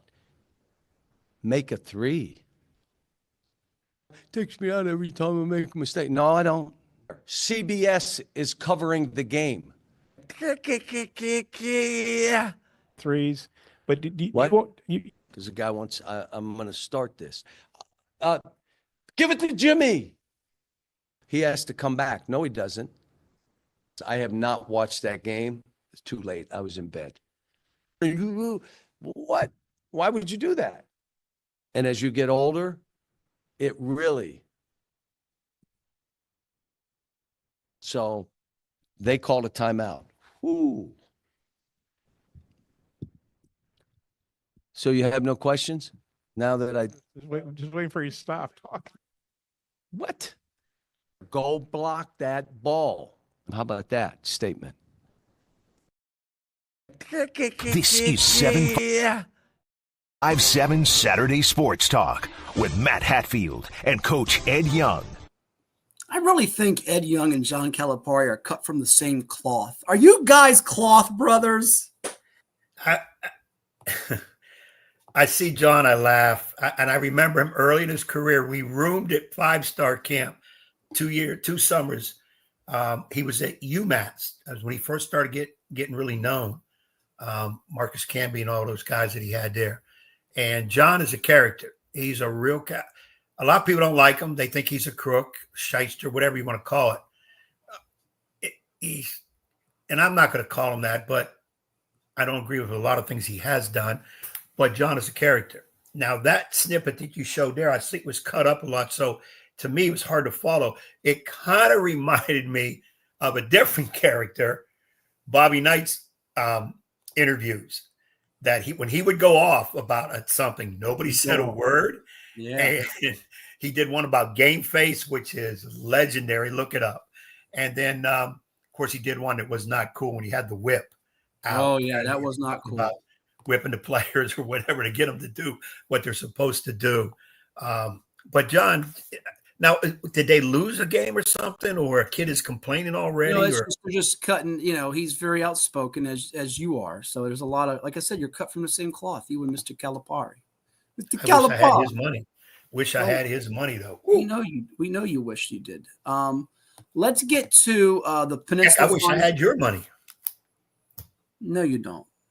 You'd have a lot of bills. I don't understand it. Hatfield is a closet millionaire. I'm not a closet millionaire. Stop that He's nonsense. A closet millionaire, people. This dude is high flying, jack of all trades, master of maybe 2 or 3. Yeah, he may be fooling the pool. But and speaking of which, our man Woody, who's having a hard time with the comments, maybe if Nick or Jack or someone out there is confessed, we're having some issues with some of the. I've had 2 or 3 people actually reach out to me via personal text or Facebook Messenger. One person through Twitter DM saying they can't for some reason. Now, we've had some comments on the show, but some are unable to comment. I don't know if you're watching on my YouTube or our CoVA Sports TV, but I guess there's a little bit of a malfunction, but issue. So we apologize about that. Hopefully that'll get rectified in the very, very near future so we can get that taken care of for all of you out there. Let's go to the Bethel Bruins, a winner on Thursday night. Peninsula scores to wrap up our high school football season in the playoff pairings. We'll take one more time out through the NFL picks. Amari Pryor runs for 338 and 5 tutties on 23 attempts, finishes out the season with 1,515 yards, 24 touchdowns. Bethel victorious in a rousing way over the Menchville Monarchs by a count of 57-14. So they are going to be 6-4, the number 6 seed, opening up at the number 3 seed, Nansman River, a rematch of that regular season game that Ed picked Bethel to win, though they didn't. 46-14 Warriors back on August 30th. Different circumstances this go around. Menchville's the 7 seed. They'll open up in Suffolk at Kings Fork. Monarchs under Ronnie Taylor close out the campaign at 5-5. Phoebus was down early, but they weren't down for long. A winner 66-7 over the Denby Patriots. Tommy Reeman's Pats 2-8. They are the number 6 seed, opening up at number 3 seed Hampton in the regional quarterfinals. Meanwhile, you have Phoebus waiting for the bye.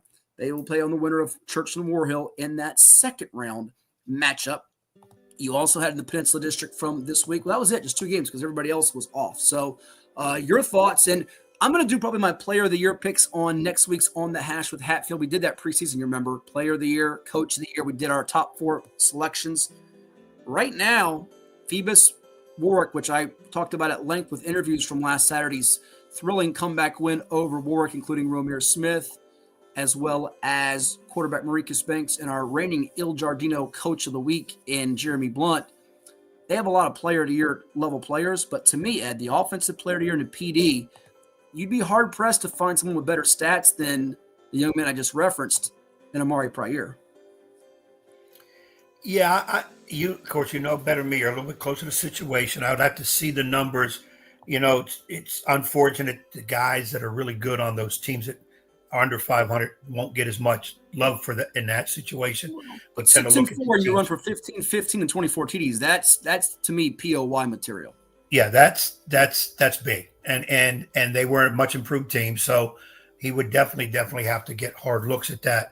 And I've always said too, when we start going into end of year awards in any sport at any level, you can't say, well, this team, I'll take football. Well, this team won 2 games, and this guy ran for 9,000 yards. Well, we can't consider him, his team only won 2 games.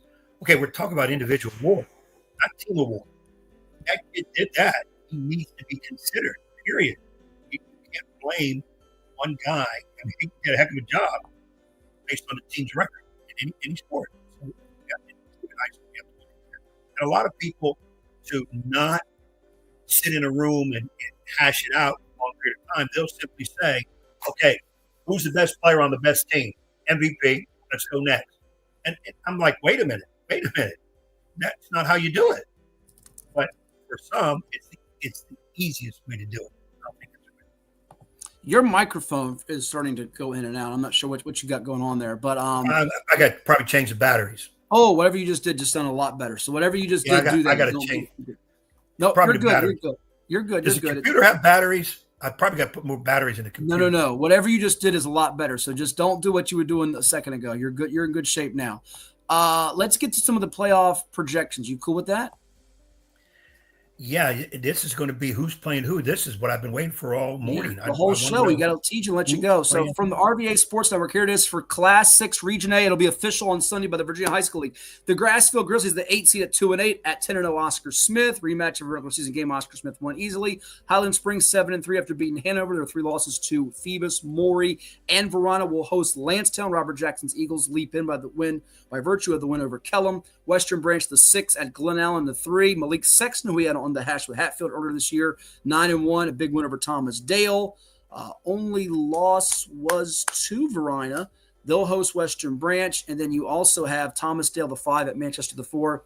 Looks like a collision course of Oscar Smith, Highland Springs, does it not? Yeah, I'm just trying to read these names. They didn't put the actual school name. They got Thomas Dale at Manchester, Glen Allen hosting Western Branch, Go HS Football's Highland Springs hosting Lansdowne. Yeah, I would say it would come down to that. You know, I'm looking hard at this Glen Allen team. They had a nice 9-1 year. 9-1 year, yeah. Yeah, and their only loss was to Verona. Correct. So that's a pretty good team. That's a pretty good team. But yeah, I would say I think Oscar Smith in this situation, yes, they would probably come out on this. Okay.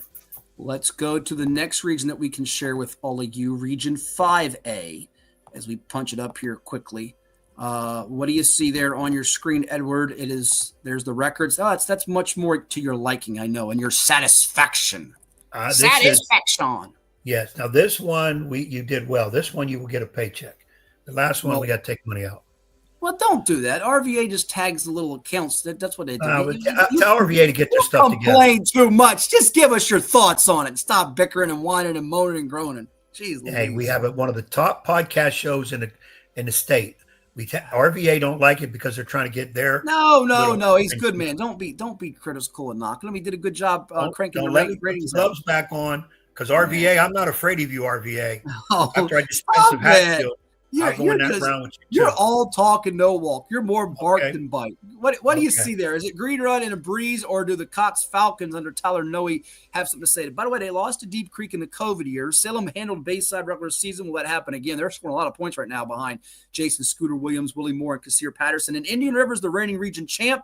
A rematch with Kempsville from last year's region semifinal comeback win. It's a spicy second round game potentially with Green Run Indian River, isn't it? Yeah, when you look at thing, pairings and that, the first thing, at least I do, but I think a lot of people do, you want to see where's a possible upset. Everybody goes to 5-4 immediately because, 8-1, you can almost forget it. 7-2, very, very doubtful. 3-6, 4-5, let's see, look at matchups. Can Bayside beat Salem?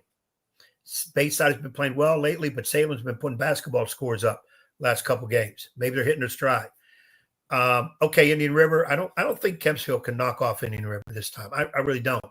But I also don't see Indian River knocking off Green Run this year. I think Green Run's going to clean that up real quick. Could Ocean Lakes give Green Run a scare? Well, if they didn't do it during the regular season, I don't see how they're going to do it in the playoffs. Unless Green Run totally is looking ahead and doesn't even practice right, mentality is bad. And even if that is, I would say maybe a 20-point win instead of 30, 40-point win. Cox, yes. Cox can do something. And I think it's going to come down to great Green Run and Cox. And I think that game's going to be a little closer than people think. So who do you like? Green Run. Okay. Thought you were about to say you like Cox on that one. Okay. Let's go to the next bracket. The next bracket. We're going to get to 5B. Unfortunately, it's not punched up at the moment. So we'll go to 4A and skip it just for a second and then try to have time for all of you out there to look at the 3A and 2A and do our picks to close. All right. Give me your assessment of that, sir. The challenge is to get second place. Phoebe's got this hands down. Hands down. Not even worth our time? Is that what you're going to tell me? It's not even worth our time? No, you can't disrespect teams that have been putting Well, you a lot just of work. did. You were disrespectful. I said they're playing for second, so everybody's playing for something. Hampton. The interesting game is Churchland and War Hill. Very, very close. That's an interesting. Right now, I couldn't tell you exactly who I think is going to win that game. Yes, it's at War Hill.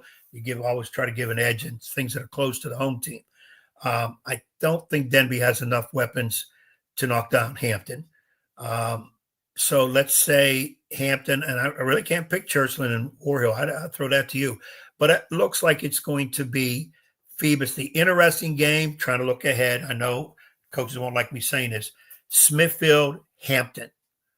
That's going to be interesting. I know that Smithfield is the higher ranked team, but we're talking about Hampton, and we immediately think of past history. We immediately think of Mike Smith days, where Hampton was probably where Phoebus is now.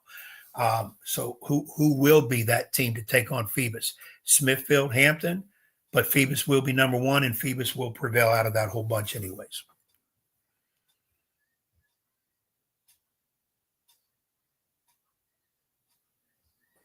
Back with you. There's the 5B picture. What's your feeling on that one? Is it Maury? How about a Maury Warwick second round showdown? Granby goes 9-1. They're the 5 seed. They could have gone 10-0 and still been a 5 seed. And I know you like the intrigue being the former Nansemond River hoops coach of a Kings Fork Nansemond River second round encounter. Although you're looking for upsets, and I'm telling you, I know you picked it the first week. Maybe it's this time around Bethel gets the better of Nansemond River. This is a tough one. There's some fun games here. Not that there wasn't fun games elsewhere, but there really, really some intriguing situations here. Maury over Woodside, I would think right now, with not much doubt, just pick the score. To me, I still think Warwick is the next best team, even though Kings Fork is second, Nansemond River is third. I would give Warwick a slight edge over both those squads. And it's a shame Moore and Warwick are not in opposite brackets. With that being said, Kings Fork is a team when you play Kings Fork for about the next 6 days, you're hurting. You're physically hurting. That's how tough it is to play them. Nansemond River, Bethel. Nansemond River has firepower. They can put points on the board too. And their defense can just be just a headache to play against. But at times, they don't put them both together. And I don't know if it's looking ahead, being a person that was in that building for 20 years, having some of those athletes. A lot of times I even preached in basketball, stop looking ahead, take care of today. Well, And I would hear football kids say, Coach, we're probably going to play Maury. I'm like, well, wait a minute. Is Maury your first round opponent? No, they're not our first round opponent. Well, you got to take care of your first. It's the playoffs. You got to worry about your first round play. Right. Your first round opponent. Don't worry about that'll take care of itself down the road. So that bracket there has so many strong teams, but it has the strongest team in the state in Maury. So Maury comes out of that bracket. And let's skedaddle this on. Thanks to Mike Whittington of Stat VA and Rob Witham of the RVA Sports Network, who keeps making the sausage. We have the tags, which we just love to aggravate Ed with. So good job by you guys. Petersburg, the 8 at 2-8 at Lafayette, the 1 who is 10-0. Heritage, the 7 at 3-7, got to the region final last year when they upset Hopewell. They don't play Hopewell this time. They play Norcom, the 2 seed at 6-4. By the way, all 4 of Norcom's losses to undefeated teams. How crazy is that? They lost to Thomas Jefferson Richmond. They lost to Maury, 10-0. They lost to Oscar Smith. And the other one was Granby, but Granby lost last night, so 9-1. They were all undefeated teams when they lost to them. 7-6 in the Granby game. Hopewell, the 3, taking on Tab, the 6, who's 4-6. New Kent surging, taking on Colonial Heights. 3-way tie with 6, 7, and 8 with Tab, Heritage, Petersburg. Lafayette, Norcom headed for a collision course. So you say, not so fast, my friend. Keeping on Hopewell or Colonial Heights or New Kent, who always bites you. Intriguing. My eyes are staring at Hopewell hard. I question this, throw this question to you. Did not Heritage last year win a game or 2 in the playoffs? I just said that if you were listening. They got to the region final and lost to Lafayette. Okay. See, I was looking at Hopewell while you were talking. I was zoned out. You were zoned out. Hopewell is taking my attention. Norcom has been battle tested, losing only to undefeated teams. Yes. It would appear to be Lafayette, no question. And I'm going to have to stay with Lafayette in this whole group. New Kent first Colonial is almost a coin toss. You said they played earlier in the year, first game of the year. No, not New Kent first Colonial. New Kent and Colonial Heights. First Colonial didn't make it. Yeah. You got James Timmons excited out there, the FC grad. Yeah, I can't. Been playoffs since 2000. And when he gets excited, boy, it could be disastrous. Bad things happen when he gets excited. That's interesting. I do think, though, Lafayette keeps their helmet above everybody, comes out of there. I don't know if I can just automatically say they're going to play Norcom in the championship. That's going to be interesting. And swiftly here, 2A, John Marshall's at Poquoson. Talk about a culture clash. Southampton jumps Bruton for the 2 seed, so they will play host to King William, like we talked about. Bruton, the 3, hosting Nottoway, and Central Lunenburg, the 4, taking on Greensville, the 5 seed. I think it's going to be Poquoson, and I'm leaning with King William as my upset darling dark horse as the 7 seed to take them on in a region final on Thanksgiving weekend. How about you? That's interesting. In this bracket, I would say Poquoson slowly because Bruton has had a great year except for these last 2 games. Yep. Central Lunenburg is one of those teams from back in the day that was a powerhouse way back in the day. Yeah. Those people aren't around. Back in the day of the Chippy days. You're right. So you know what I meant by that, right? Or did I lose you on that? Who's Chippy? You don't remember Chip? Come on, Chippy Chappelle, the coach, Chippy Chappelle. He was a chip off the old block. He's a chip off the old block. And now my man Will Thomas leads the way for the Central Lunenburg Chargers. Yeah, and you're right. Remember, was it just a year ago, 2 years ago, King Williams averaged like 50 points a game? They had DeMond Claiborne, who was a record-setting running back who's now at Wake Forest. But we've got to bolt because time is getting limited and precious here. So we have to say goodbye after we finish up with one more segment of the show. And that segment of the show is always one of the most anticipated segments, the NFL picks for week number 10. Coach Young, yours truly, and Bruce Pearl, the Mustangs maestro, who was in the lead until sadly, regrettably, Edward Young caught him. Don't want to pat myself, but I will. You're doing it. We'll come back with the picks and close out the show right here on CoVA Sports TV. It is your favorite YouTube destination. And as Ed says, one of the fastest growing podcasts on the entire East Coast. We're holding steady at number 3, but I want number 1. I want to say by the first of the year, January, but that's only a few months away. So More's coming your way right here on CoVA Sports TV. Get ready for the Neptune Bowl presented by DoubleTree by Hilton on November 23rd, 2024 at the Virginia Beach Sportsplex. Tailgating starts at 10 a.m. Grab your passes for just $50. Gates open at 12:30 with kickoff at 2 p.m. Advance tickets are only $20 or $25 at the gate on game day. Don't miss the third annual Neptune Bowl featuring a dynamic matchup between the Apprentice School Builders and the Atlantis University Atlanteans. Visit beachsportsplex.com to learn more today and secure your spot.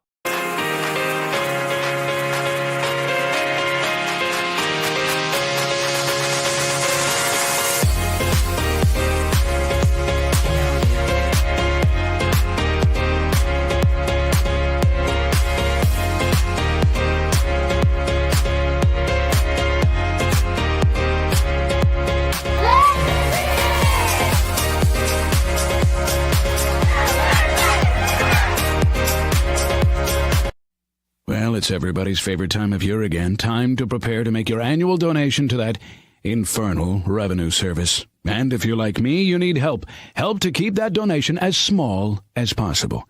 You need John Maynard. PFP, LUTCF, EA, all those initials behind his name mean he's qualified to work on your taxes. He's an ATA, accredited tax advisor. He's an ATP, accredited tax preparer. He's a fellow at NTPI, the National Tax Practice Institute.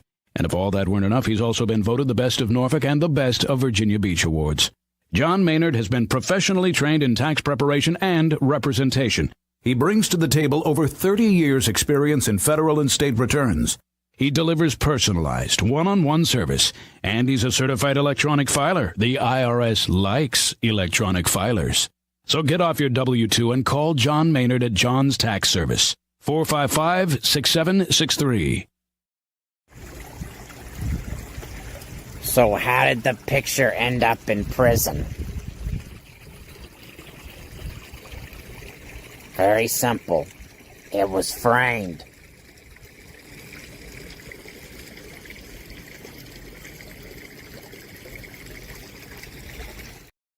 This is 757 Saturday Sports Talk. Here are Matt Hatfield and Coach Ed Young. Let's hope Ed Young doesn't go to prison anytime soon. It is now time for the NFL picks. Listen, I told you, people like Woodrow out there, they've been clamoring for Poole, man. They've been clamoring for it. Even in the month of November, we had some 80-degree days this past week. Let's do it. Upbeat, happy. I'm not happy, though, because my picks have been El Stinko. Week number 9, here it was. Coach Young, a perfect 3-0. My gosh. Cardinals minus 1.5, an easy winner over the Bears. Rams minus 1.5. How do you win that game against Seattle? What are you doing, Seattle? And over 45.5. He got lucky with the Bengals and Las Vegas. I did not get lucky. I had the Bills minus 5.5. They win by 3. The Titans minus 3.5. Daggone it, you, Drake May. I won on the Chargers minus 1.5. An easy victory over the Browns. We wish Jeremiah Owusu-Koramoah get well soon. 1-2 for me, 9-17-1 on the year. Bruce had Washington minus 3.5. They won by 5. Jacksonville plus 7.5. Almost came roaring back to beat the Eagles with Josh Sweat. He of Oscar Smith high fame, getting all the sacks. Not something else. I know what you're thinking. And the Colts plus the 5.5 was a loser. Vikings won at 21-13. Sort of a bad beat for Bruce. So that means 2-1 for Brucey. Tied at 13-14 with Eddie. I'm 9-17-1. Bad look for me. Yucky, yucky, yucky. So go ahead. The floor is yours. Your first pick. What do you have? Let the audience know. I got to break this tie. Go ahead. Break the tie. I gotta believe the Bills are only a 3.5-point favorite. Going there over the Colts. I don't know why. I think that's a 2-touchdown win for the Bills. So give me the Bills minus 3.5 over the Colts. All right, that's your first selection. Yes. I will take 2, and then we'll display what Bruce's picks are. That's how we're going to make it work today. That was one I was looking at really hard. I have to be honest with you. I'm going to go with the Chicago Bears minus 6.5. The Patriots can't win 2 out of 3 and cover it 3 straight weeks. So give me the Bears at home. I know it's rookie quarterback versus rookie quarterback. Bears got to save their season right here and win by a big figure. That's pick number 1. Pick number 2 looked hard at the Chiefs minus the 7.5. I'm not going there. Niners and Bucks could be a lot of points. Thought about the over. I'm not going there. Sorry, Jack and Suave and all the guys out there. I'm going to root with my heart against the Washington Commanders and the Denby High alum, William & Mary product, Mike Tomlin and his Steelers fresh off a bye. Tomlin's got a good record against rookie quarterbacks. Give me Pittsburgh plus the 2.5. I like it a lot more if it was 3.5. I think they get the outright upset. Commanders got to lose a game at some point. Jane Daniels, rookie of the year favorite, now an MVP candidate to go with Jared Goff, Lamar Jackson, Josh Allen. That's pick number 2. Pittsburgh and Chicago. Before we get Ed's final 2 picks so that he doesn't copycat Bruce, which he loves to do. He's a cheater. He lies if he can. He steals if he must, and he always cheats. Here's Bruce's 3 selections for this week. He's going Rams minus the 1.5, Giants minus the 6.5 against the Panthers in Germany. I'm about to say London. And he's got the Rams, by the way, in their game against the Dolphins on Monday night. Cardinals, my Cardinals. Yeah, right. Bird gang, baby. Plus the 1.5 against Aaron Rodgers and the Jets. Jets. Those are Bruce's selections. You know what? I like all 3. Bruce is going to go 3-0. You can only take one to cheat. Go ahead. I was looking hard at that Cardinal 1.5. I'm kind of surprised that it's only. You know what would happen to me? The Jets would win by 1, and I'd be mad as a snake. Snakes are mad. Yeah. I would like that, but let me see here. I had one that I felt real good about. I lost it. Oh, give me Minnesota. They're going to Jacksonville. I don't think Mr. Lawrence is playing, if I'm not mistaken. I hadn't heard that, but maybe you know something I don't know. Either way, I'm going to take the Vikings minus 6.5. I think Jacksonville is Jacksonville. Okay. So give me that one. It's your last pick. And I was wanted to go on an over. I'm going to try it. I'm a little sketchy, but Denver, Kansas City, over 41.5. Denver, KC, over 41.5. I'm pretty much out of this game at this point. I'm almost waving the flag, but I'm hoping for a 2-1, really hoping for a 3-0 week. I'm going to go with an over as well. I'm going to go with over the 48.5. Lions and Houston. I think both will move the ball up and down the field. Should be a fun, high-scoring affair. I think Houston might eke it out, getting 3.5 at home. I know C.J. Stroud's got some banged-up receivers, but give me the over in that ball game. So to recap it, Ed's got over 41.5. He said Denver, KC. Is that correct? Denver, KC, yes. He's got Minnesota minus 6.5 and Bills minus 3.5. Bruce has got the Rams, the G-Men, and my Red Birds, the Bird Gang, the Cardinals. And I've got Bears minus 6.5, Steelers plus 2.5, and over 48.5 for Lions. And none of us picked. I can't believe this one. This is one I was looking at. Chargers minus 7.5 over the Titans. It's a lot of points. A lot of points. And Tennessee's offense might keep it fairly close, but more than anything, the Chargers under Harbaugh have been very conservative. Didn't do much second half of that game against Cleveland. I was very much invested in that one as I was watching it, if you catch my drift. Yeah. All right, that's going to close out the show. Thank you all for tuning in. We'll do it again next week, right here on 757 Saturday Sports Talk. Have a great football weekend, Edward, and we'll do it again next week. Lord willing, as he likes to say. Lord He's got the boxing gloves. Yeah, baby. Here we go. For the audience before we leave, an uppercut right to the cheekbone, baby. He's out of there. Yep. Uppercut. It's over. Probably, I would say, 3 punches into the first round. So people that got their popcorns and sodas, sorry.